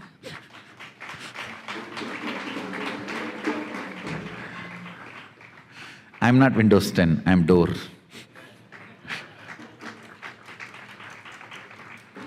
Understand, upgrading your cognition, what you feel about you, what you reveal about you, and how you feel about you. Updating your cognitions is all needed in the life. Completion itself is nothing but helping you to update your cognitions, upgrade your cognitions. Completion itself is nothing but upgrading your cognitions.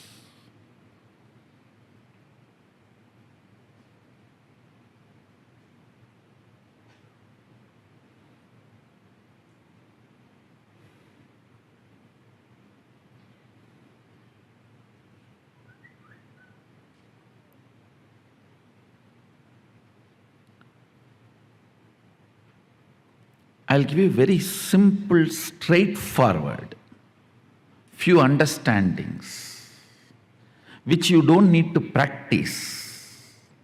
That is the problem. Anything you do not need to practice, you don't respect it. Only if you are tortured, you think you are given big things. No, really. The cognitions I'm going to share, you do not need to practice. You just need to chew it, like chewing gum. While you are sitting all by yourself, just chew it. Yes, seems to be right. I think this guy is cool. Maybe he's speaking to me only. That's all, just chew it. Does not need to practice. Listen, basically,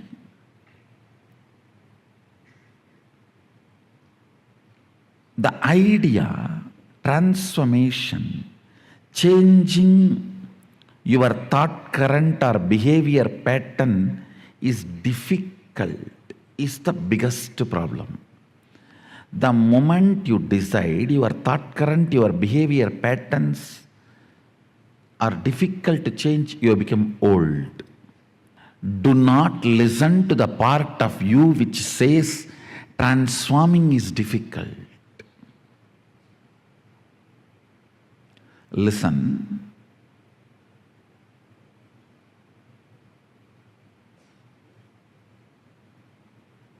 The first cognition you need to break is the transformation is difficult and it's not for me. I just came because so many people came. I came because my neighbor came. I came because my opposite house person came. Wherever he goes, I go and see what is going on there. So I came behind him. This is not for me. Listen.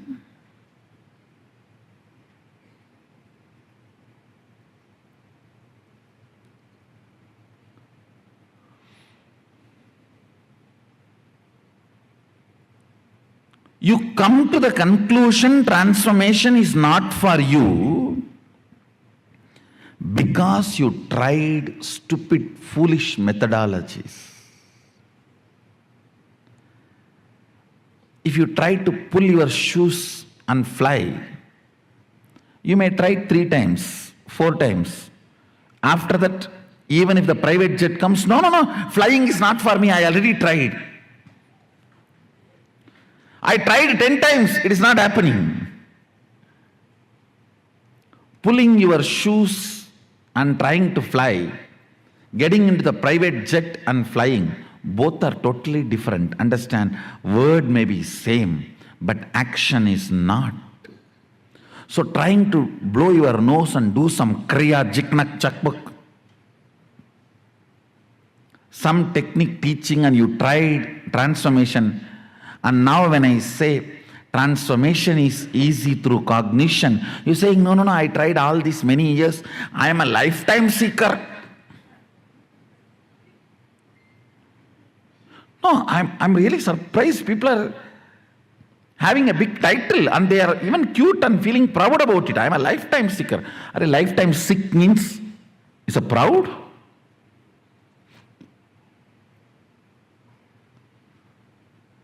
I'm lifetime seeker. I go to all gurus and check out everyone. I'm almost now off guru. No, there are many. Only that kind of people come to me. I don't know why. Only after going everywhere and getting nicely beaten.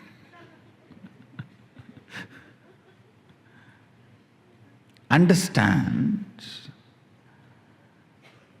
If you have not transformed, if you have not achieved what you got, don't blame you, blame the methodology and the fellow who taught you. Get rid of them completely.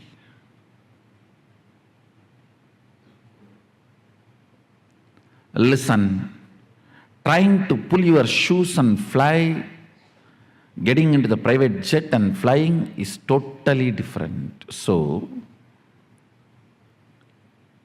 this cognition that I cannot transform or transformation is too difficult.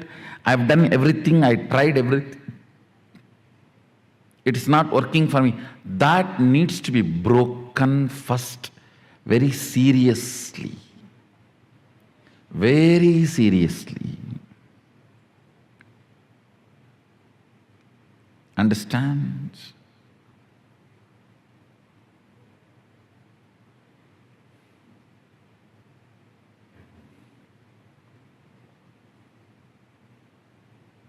Very seriously, it needs to be broken.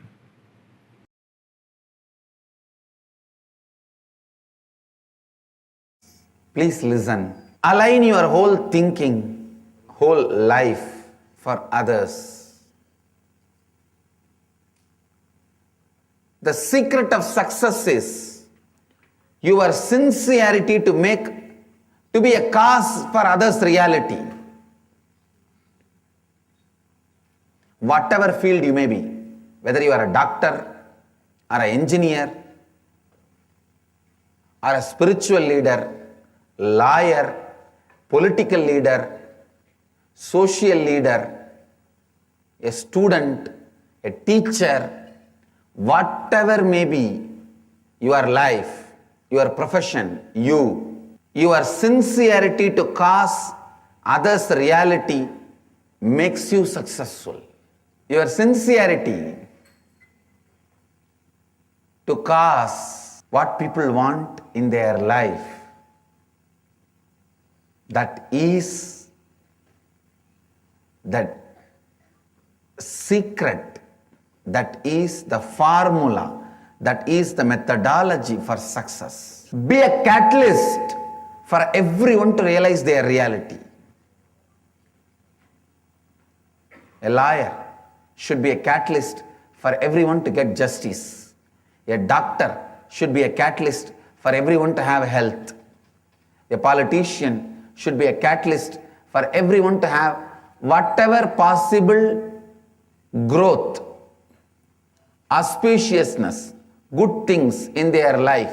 A teacher should be a catalyst for everyone to have knowledge. A spiritual leader should be a catalyst for everyone to have enlightenment. Decide your life will be a catalyst for others' reality. I tell you, when you start causing others' reality, suddenly from thousands of directions, 10,000 hands will come and cause your life into reality. That will be cast as reality. I tell you, so much of auspiciousness will be showered on you. So much of wonderful things will be expressed through you. Whenever I say cosmos showers, I can't contain my smile. It's like these school boys, when they fall in this puppy love, Whenever their girlfriend's name is uttered, they can't contain the smile in the heart. I tell you, my puppy love was this concept, because this was told to me by Raghupati Yogi. He actually demonstrated. Still I remember, there was a Nagalinga flower tree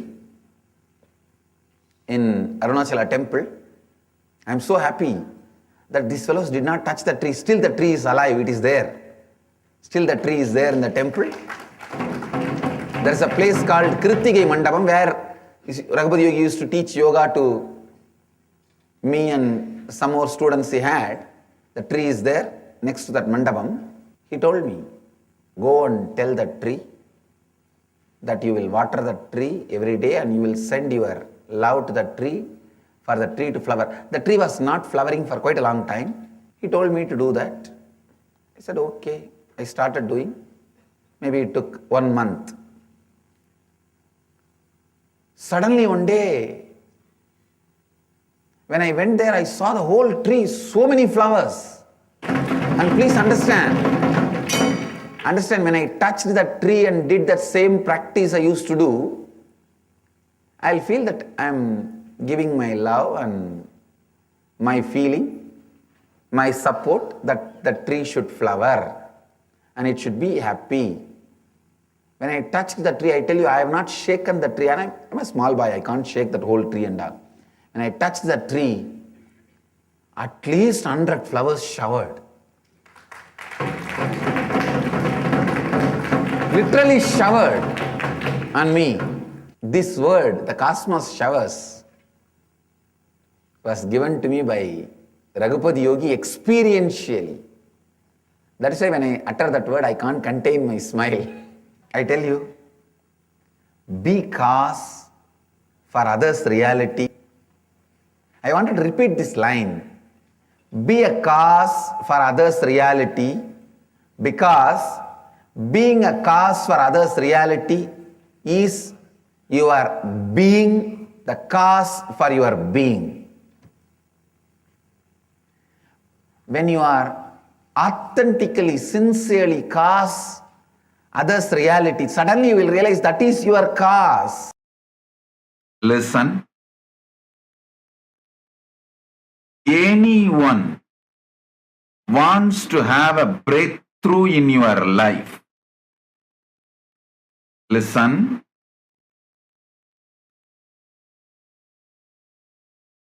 Anyone wants to have any breakthrough in your life. Take this enriching as a lifestyle. Listen. When you start enriching others, you will have thousands of powerful cognitions, clarity, answers, breakthroughs in your life. This 4 months, reach out minimum 10,000 people through online, share my Bhagavad Gita. Minimum 1,008 people directly face to face and gift the Bhagavad Gita.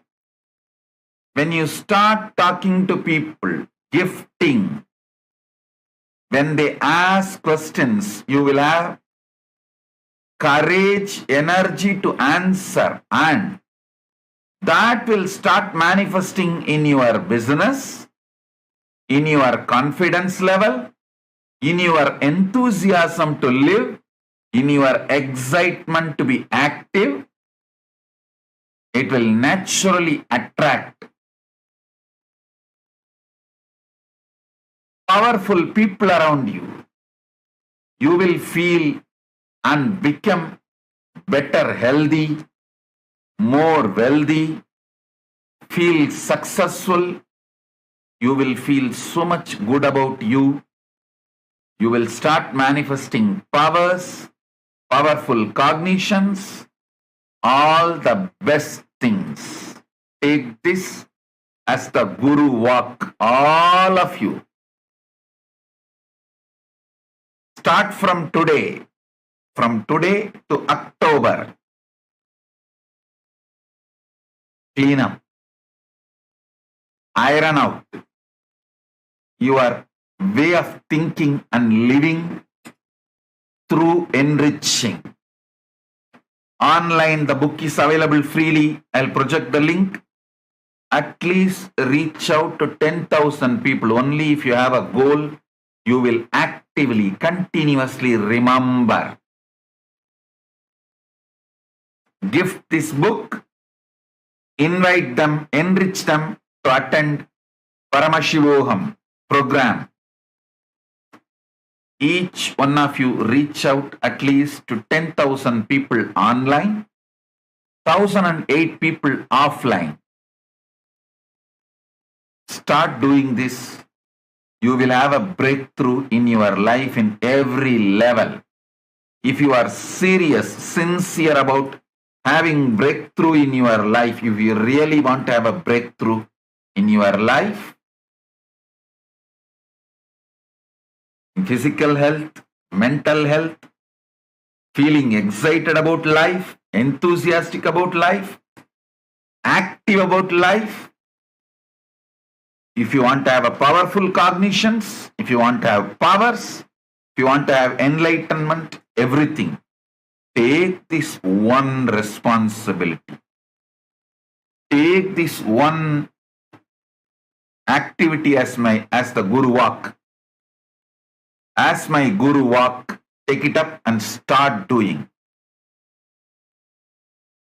Share with the 10,000 people Bhagavad Gita digital version online. Share at least with 1,008 people directly the physical copy of Bhagavad Gita, direct face-to-face offline. Naturally, people will question you, ask doubts, queries, clarities. You will naturally start flowering, becoming active, becoming excited, enthusiastic. From inside you, you will have so much clarity, so much powerfulness, so much energy, so much excitement. You will manifest so much. You will have a great breakthrough. Start. Om, Om, Om.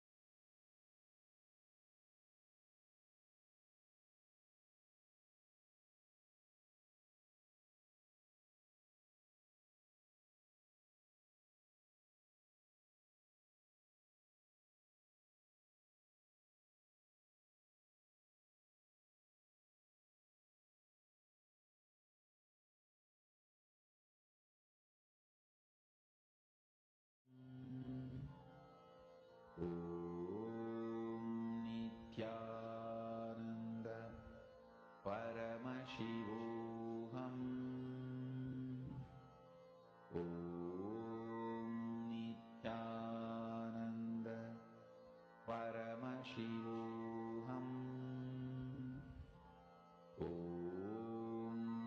Nithyananda Paramashivoham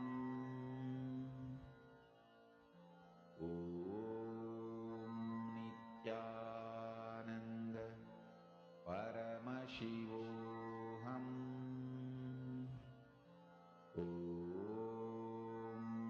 Nithyananda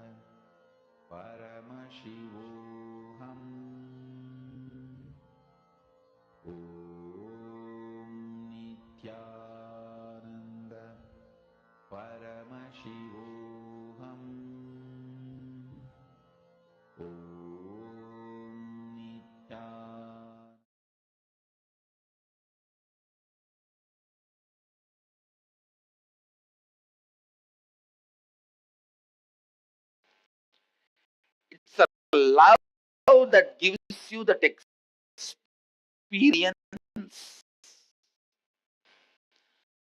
Love makes you experience this ekatva, and after experiencing ekatva, the utility of the ekatva,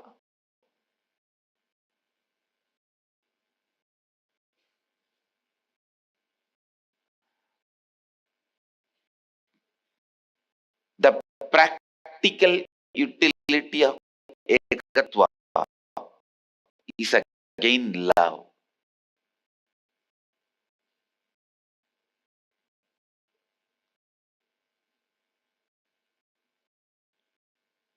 That's the reason suddenly I'm turning the whole attention towards love.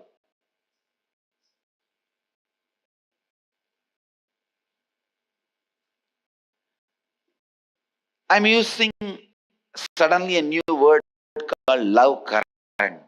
What is it? See, the Ganga is flowing from Gangotri to Ganga Sahar,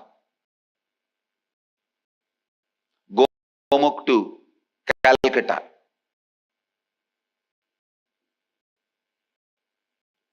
The Ganga is flowing. In Calcutta, it is most polluted. In Lucknow, somewhat polluted. In Gangotri, so pure, fresh.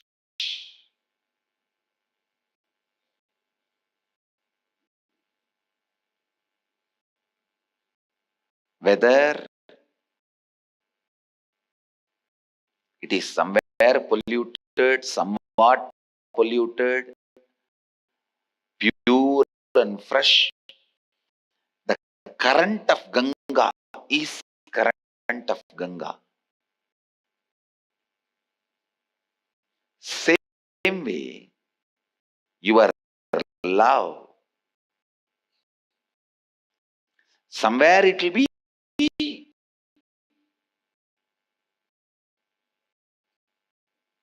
with a lot of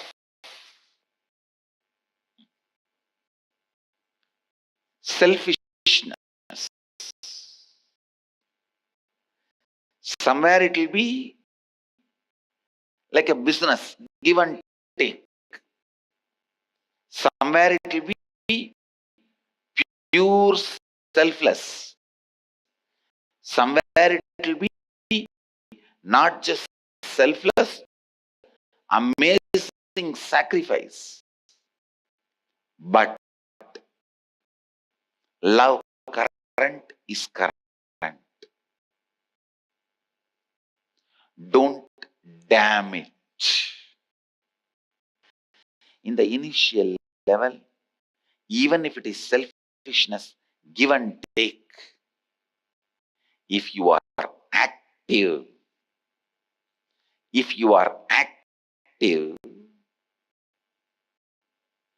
after a few days, you will taste the very love is bringing excitement, joy, flow in you. When you taste that, your whole interest will turn towards that love which makes you flow, irrespective of somebody receiving, not receiving, reciprocating, not reciprocating. You will understand that love makes you so powerful. The love current,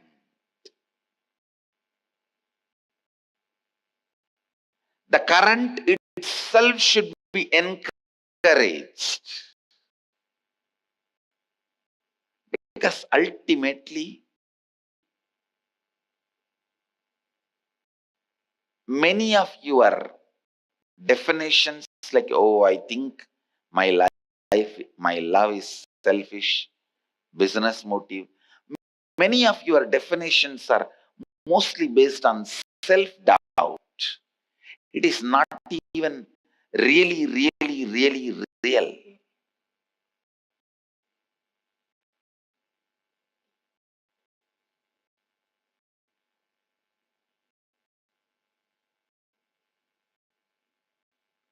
Understand?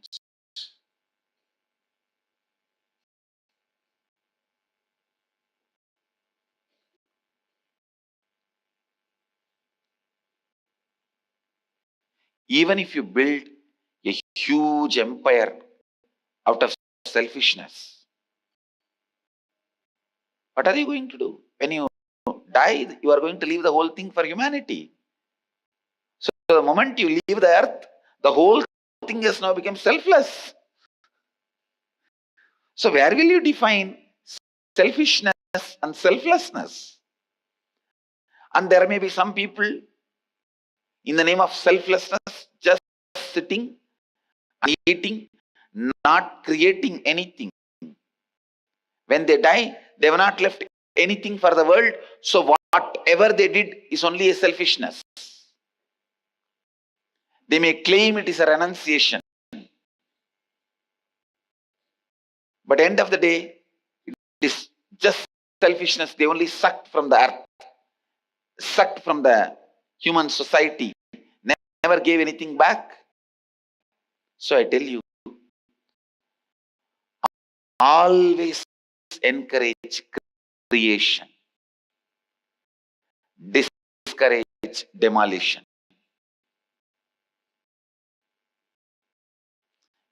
Encourage creation, discourage laziness.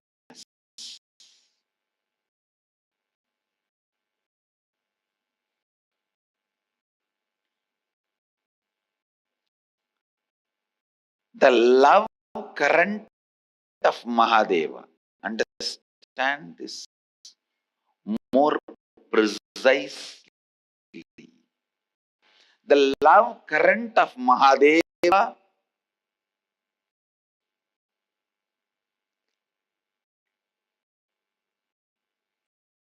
you can see throughout the way he has expressed himself,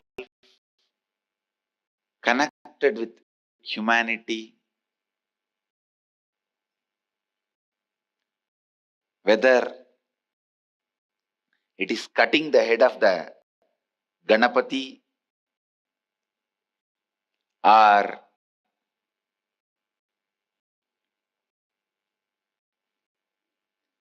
giving the whole golden city to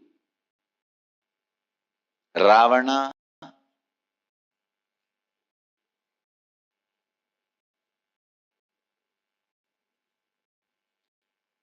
the whole Puranas, only 2 cities known to have been built by Vishwakarma for Mahadeva. As per the Mahadeva's orders, only 2 cities, no third city. I looked, searched throughout the Puranas. Only 2 cities. One, the Lanka. Originally it was built on KAILASA for Mahadeva to reside, and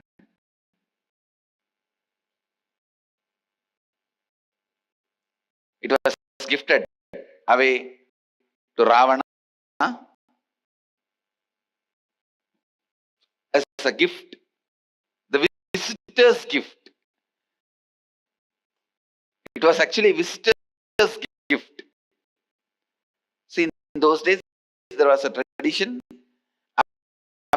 after a ceremony, all the visitors will receive gift from the host.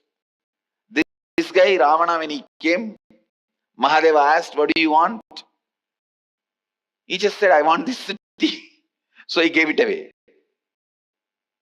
The second city which was built by Vishwakarma to Mahadeva, you will be surprised. Tiruvannamalai. Not Madurai, not Varanasi. Tiruvannamalai. Whether it is cutting the head of the Brahma as Kala Bhairava, or cutting the head of the Daksha as Veerabhadra, sitting and teaching the science of enlightenment to the very rishis who did the yaga yajnas to destroy him.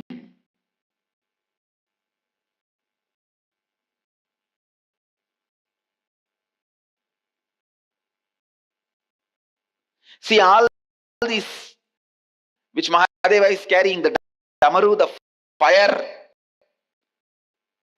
and the demon at his feet, all is gift by these Targavana rishis. They sent all this to destroy Mahadeva.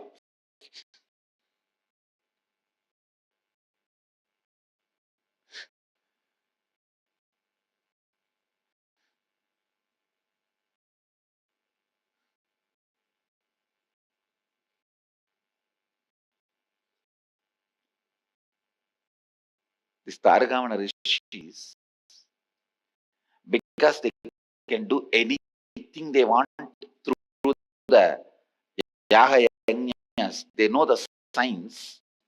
They thought they become God, and you don't need for God. They are the ultimate. So Mahadeva has to make them understand.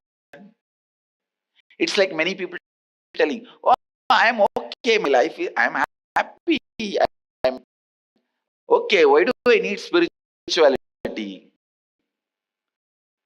Okay, you are happy now, but even one small tatak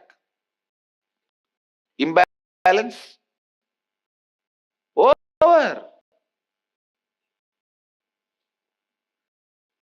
So now Mahadeva has to come and tell them, fool, you are happy because everything is moving as you want.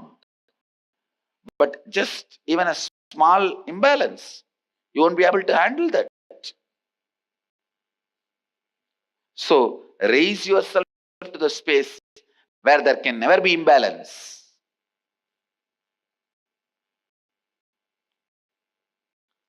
So the exact spot where they had incompletion is too much possessive of their wives, these rishis. Mahadeva came down in such an handsome form, most handsome form, a Sundareshwara. He comes down. When he walks as Bhikshadana, house to house,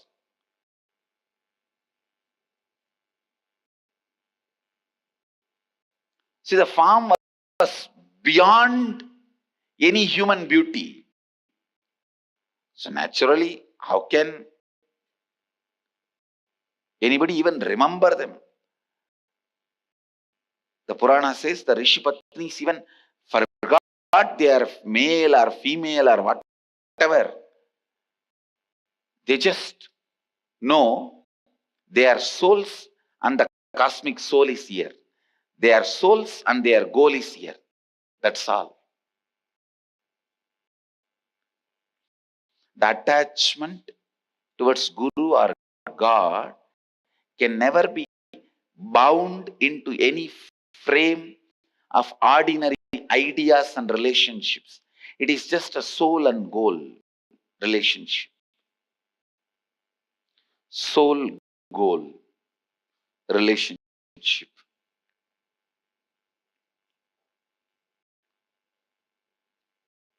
The rishis were shocked when they saw, oh God, all these rishi patnis are running behind this guy, young guy, who is this young guy? They wanted to destroy him. But the moment they had anger out of powerlessness and incompletion,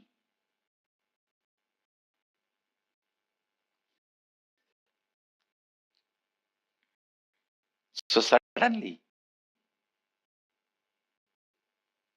these rishis get together and do some yaga yajnas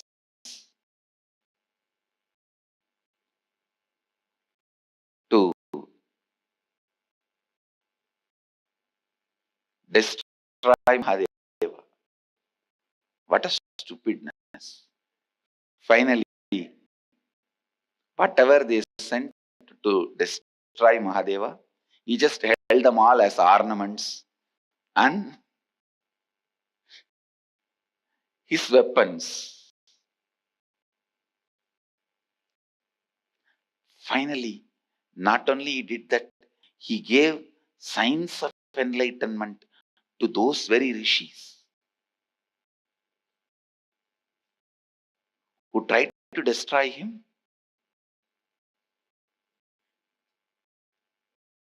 It's an action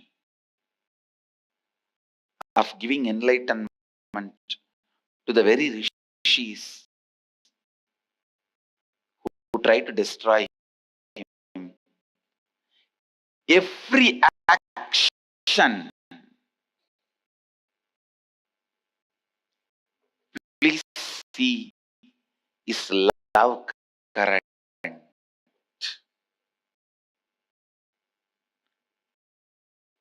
It's this love current. Today, Mahadeva is gracing us as a bangle vendor. Valayal with Salilai. As a bangle vendor gracing us. If he sells the bangle, who will not want to buy? This bangle vendor is a very tricky job.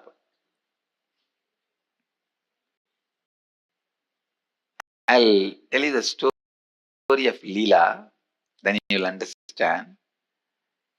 Shiva, Tarkavana is a religious university.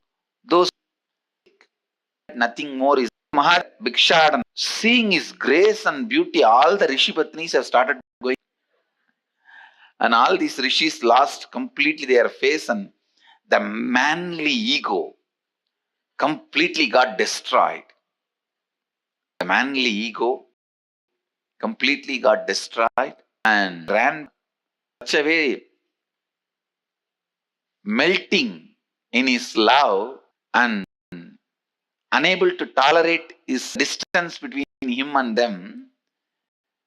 The story says even they literally, physically, they started losing weight and all the bangles dropped from their hands. Belt dropped because they started becoming so lean, missing Mahadeva. So seeing this, all rishis got very angry and declared all their wives have lost chastity. And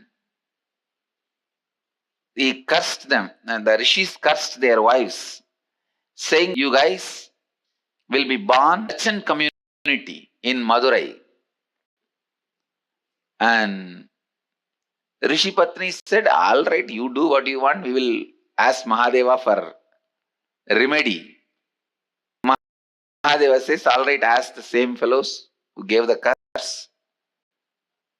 And Mahadeva revealed his identity and ordered the Tarugavana rishis to give the remedy.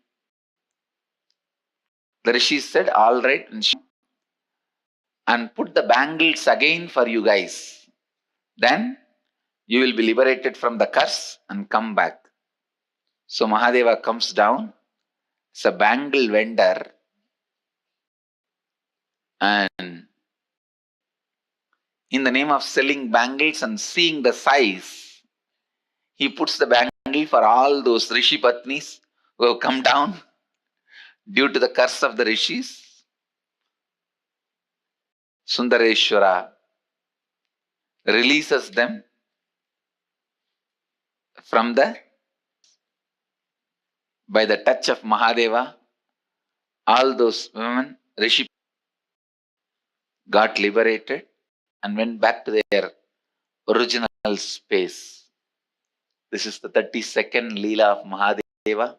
In that 64, he has to do to liberate people.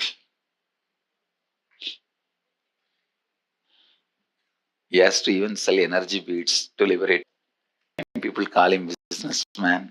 That is okay. He has to do what he has to do, for which he has to do. Deshwara Brahmotsava. Today is Bhikshadana Utsava, where Mahadeva goes around begging, taking away all the impossibilities, taking actions from people, completing them. Just understand, Mahadeva comes down to beg. What a scene it is. He goes around and takes away all the incompletions, radiating the space of completion and giving them. When Mahadeva goes to beg, he gives more than what he receives.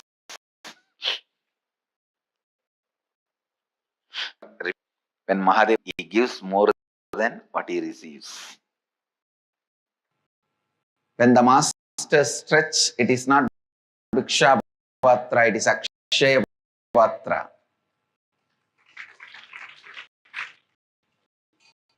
When Mahadeva is stretching, what he is holding and what Annapurni is holding when she is giving, both are one and the same. Understand? Akshaya Patra only is stretched as Bhiksha Patra to teach you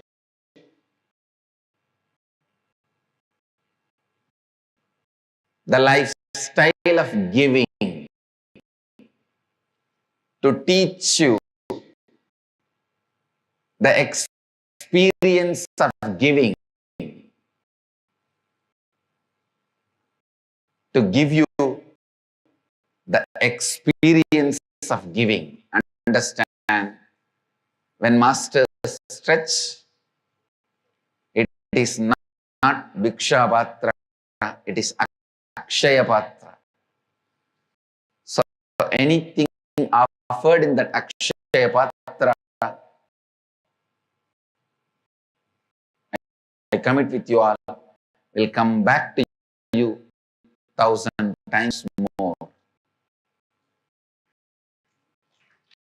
If you drop grains, you will get 1,000 times more the grain. If you drop money, you will get 1,000 times more the money. If you try to put some problems, you will get 1,000 times more problems.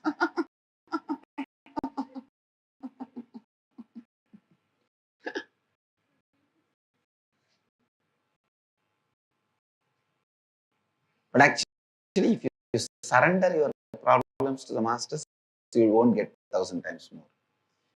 If you try to give problem to the master, only you get 1,000 times more. Surrendering your problems to him is totally different. So that he clears always.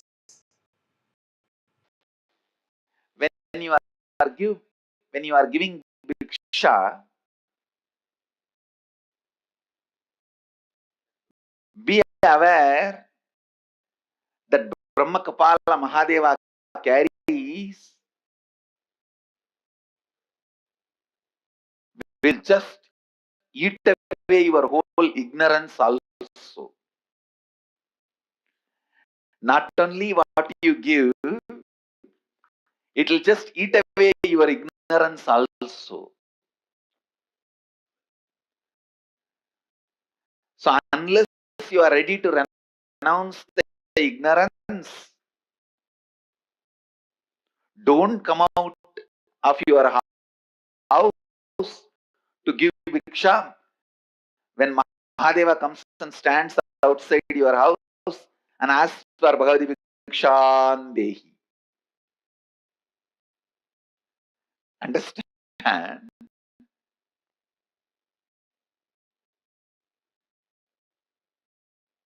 Be aware. The person who is standing outside your house with a begging bowl is not an ordinary bowl which will just take what you are offering. It is Brahma Kapala. If you stretch your hand to give what you are offering, it will eat away even your ignorance.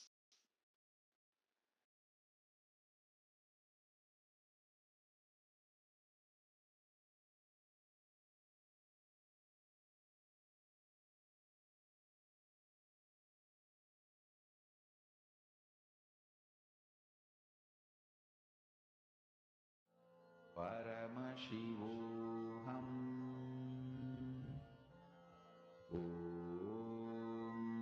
Nithyananda Paramashivoham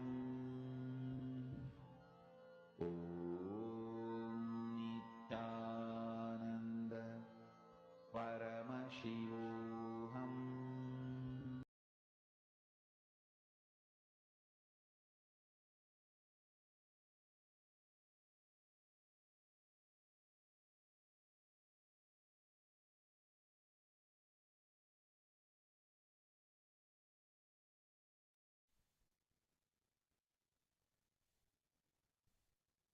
Swamiji very beautifully revealed to all of us such a beautiful truth of how life is for causing others reality.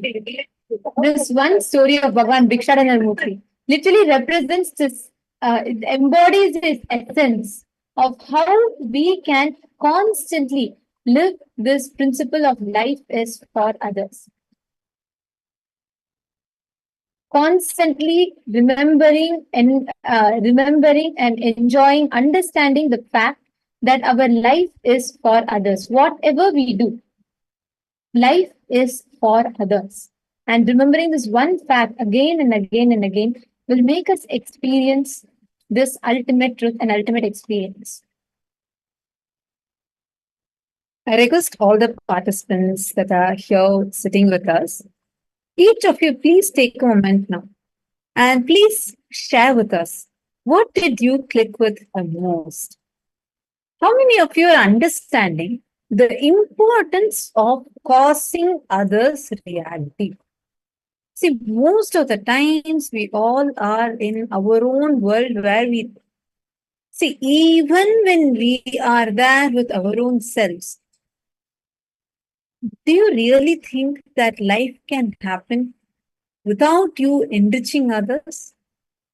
How many of you understand that life happens only with enriching others? Can I request all of you to please take a few minutes and post it here in the chat? How many of you understand and cognize it?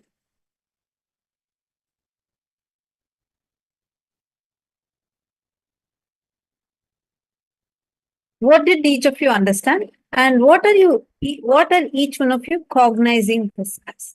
It's a very powerful revelation Swamiji revealed. And this is so important for us to even cognize and understand, where we are able to start implementing it in our day-to-day life. And Swamiji gave a very important Guru Vak also based on this. I just request all the participants to take a few minutes and please post here in the chat, what exactly did you understand? Please take a few minutes, share your clicks with us. Please understand this whenever we remember this truth, right? How Bhagavan Bhikshadana, he embodied this principle of how life is for others. the greatest thing that we can do is enriching others. Because whenever you enrich others, you only enrich yourself more and more and more. The more you enrich others, the more you enrich yourself. And many times you will see life is only a mirror. If you are stuck in some problem, life will actually constantly reflect that to you. It will keep projecting that to you, and each time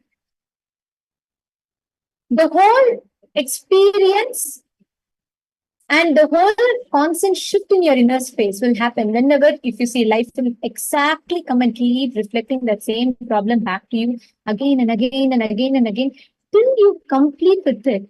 There are two ways. Whenever you enrich others, you will find solutions through that. Or you can also sit and try finding it for yourself. But when you do it with enriching others, not just you enrich a person, you enrich yourself through it. Swamiji's whole life embodies this principle of enrichment. Every single action, every single thing that Swamiji does is only for enrichment. Only when your consciousness involves with others' life, the real Ishwarata, the true leadership, even manifests through us.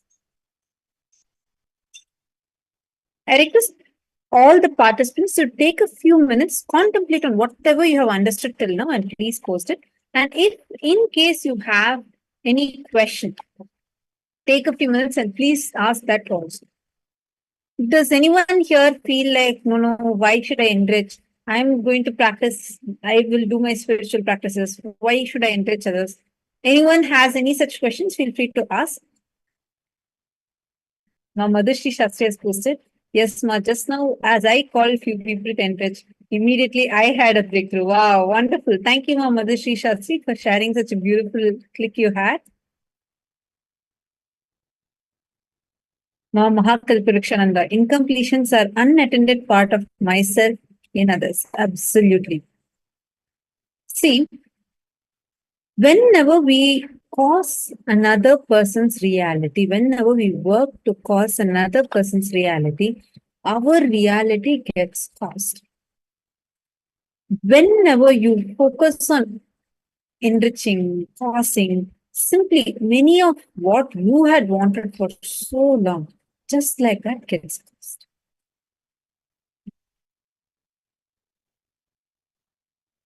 Anyone has any questions yet?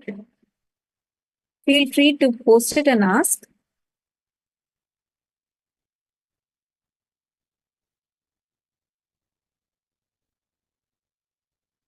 Kandavelaya has posted, responsibility brings leadership and enriching others heals us, not give up on us or on others. Good. Life is for others, start causing others reality. See, now I request all the participants to take a few minutes to cognize, why do you think you should cause another person's reality? Can I request each of you to describe and post that in the chat? Why do you think it's important for us to cause another person's reality? See, only when you understand this, right? Only when you feel, yes, I have to take responsibility for others, you will see, actually, you will see that is the best way you can enrich anyone. Many times I've seen this. One of my most, one of the favorite part of me being an acharya is not just I get to share Swamiji's truths. I have noticed this so many times. Whenever I enrich others, right? Whenever I talk Swamiji's principles and powerful cognitions, I will see that life will always reflect back my blind spots to me. And that will always help me go deeper and deeper in life. I've seen this like so many times. That's why, just sitting here and repeating Swamiji's words is literally the best thing that we can do for ourselves. Because every time I've noticed this so many times. Like I'll give you an example. Let's say if I have a problem in waking up, right? Let's say I miss yoga, I keep missing yoga, and I have a problem in them. I have noticed this so many times. Many people will come on the day whenever I struggle with that, people will come and ask me that question, Ma, I am having a problem, I am having difficulty in waking up for yoga, how do I break it? Literally, this has happened to me so many times. And in the process of enriching the other person with the solution, I get a powerful cognition, I get a click, and when I apply it, I will have a breakthrough in my life. This is the best part of living, applying the principles that Swamiji reveals. Understand, enriching is the greatest thing you can do, not just for others, even for yourself. In the society we live in, constantly we are taught and trained what? Have a training relationship. If you are going to give someone something, what will you get? Even love, even a mother's love, which is one of the purest forms of love, even that is having some amount of a negotiation, give and take. Everything has a business deal. That is how we do all of the relationships in life. Enriching is the only relationship that can be selfless, where actually you go on enriching the person. Don't enrich anyone with any expectation. Enrich just because you want to enrich. Okay, so Ma Lalita is asking a question. I have an insight, hope it's related. Could be that someone never had time for me, and this keeps repeating always. Is because I don't take attention or time for me. How can I enrich? Okay. Ma Lalita, it's not about you taking time for yourself in the situation. Take time for the other person. Work to cause the other person's reality wherever you are. Focus on causing another person's reality. And when you actually work on causing the other person's reality, your reality gets caused. For example, let us say that you're struggling with saying that, oh, people keep saying that they don't have time for me. Now, don't sit and spend time with yourself for that. No. Instead, you extend your time and spread your love, care, and enriching to more lives, to more people. You extend it to other person, to a different person if you want. Don't have an expectation that this is something that you want to get out of it. But just because Swamiji said, they are your own reflection, the other person is nothing but a forgotten part of me, is that the other person. Because Swamiji clearly explained how you are nothing but, it's not just you, even who the people around you put together makes you. Extend it. Extend that feeling that you are having. Extend that feeling of love you want for yourself. Just take that and offer it to another person. Just spread it. Just enrich another person.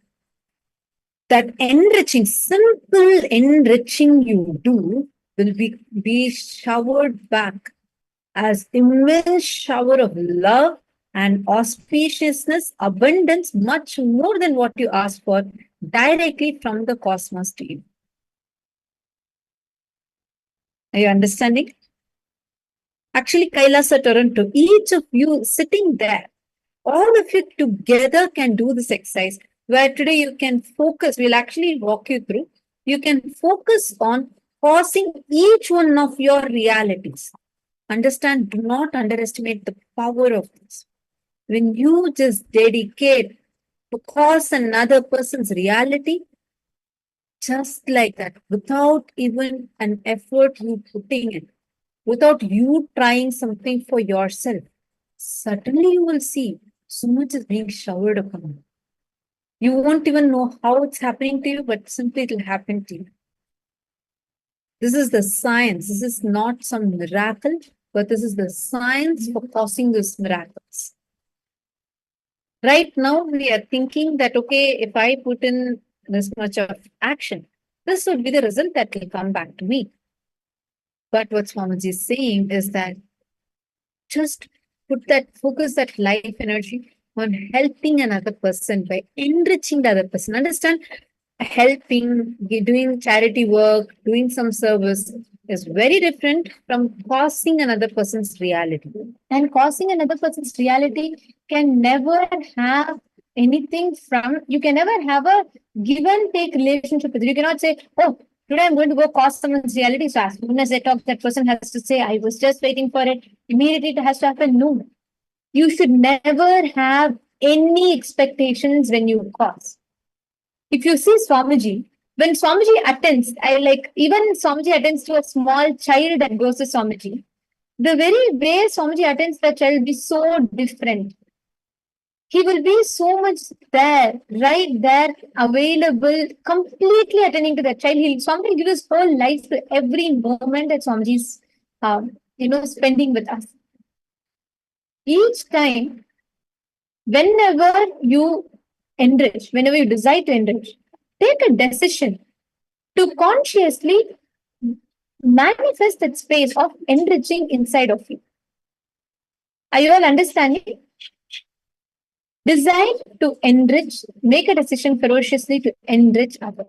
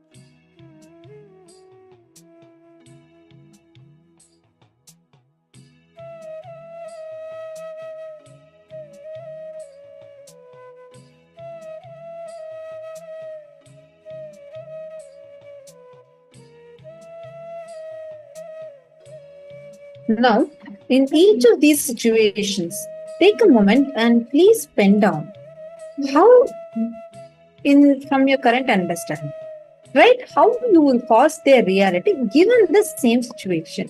Now, I hope all of you have finished penning down how in each of these, in the situations, different situations, due to your own powerlessness or incompletions, you did not cause another person's reality.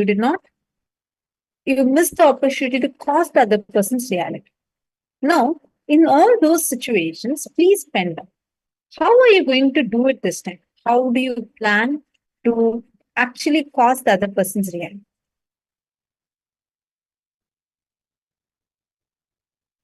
Please take a few minutes and please post.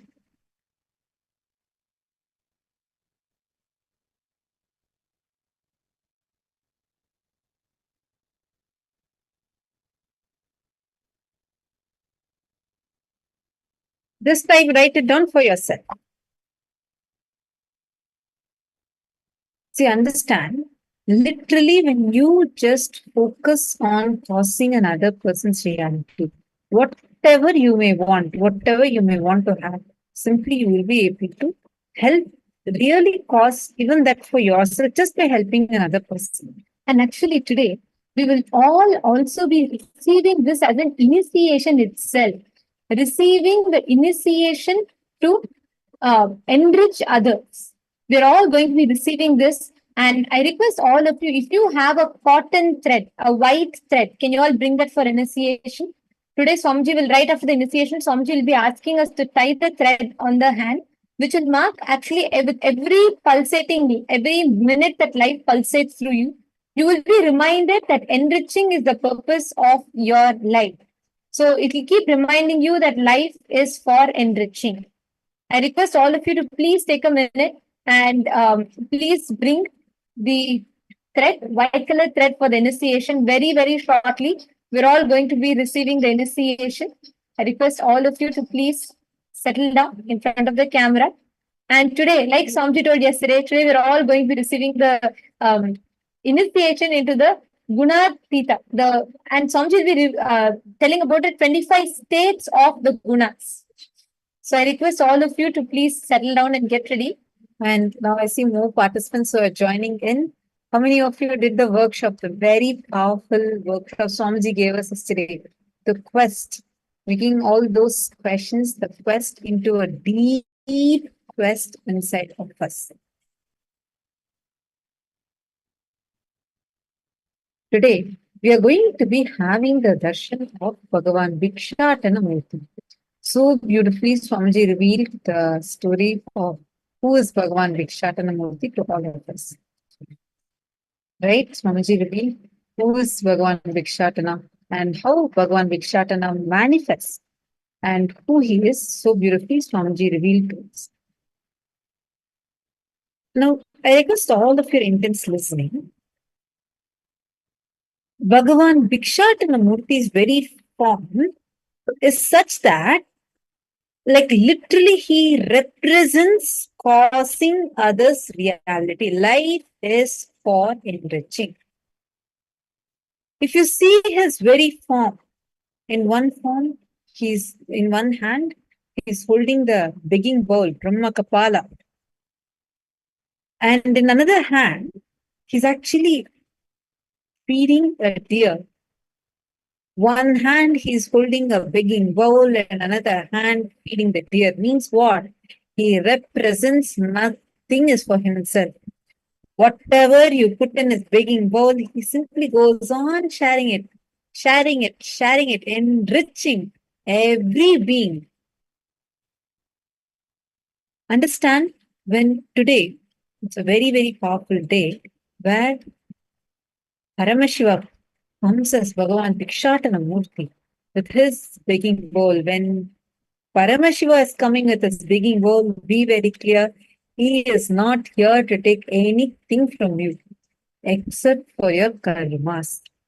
Today we all learned the powerful revelation of what is karma and how one can break free from karma, right? Today's darshan is all about you experiencing a strong, powerful breakthrough. from your karmic patterns. Today, many of us sat and actually wrote down the karmic patterns that we are struggling with, that we are stuck with. I request all of you to take a few minutes and please go back and revisit that workshop that you have done today, especially the participants who are sitting since morning. Please take a few minutes and revisit the workshop you did.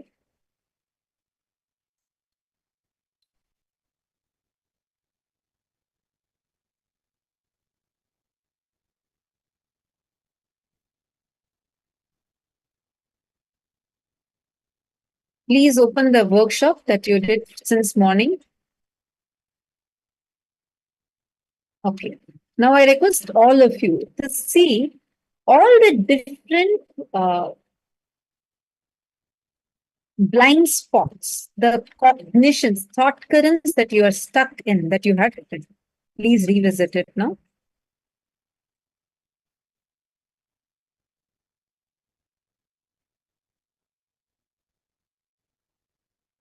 Beautifully, Vishwanath Anaya has posted. Life is for others. Start causing others reality. When we start causing others reality, our blind spots will be solved. We can find where we are stuck, and other person is also part of me. When I'm enriching the other person, I'm also completing myself. Absolutely right. Actually, you will find out whenever you are struggling with something. See, it is like you have 100 units of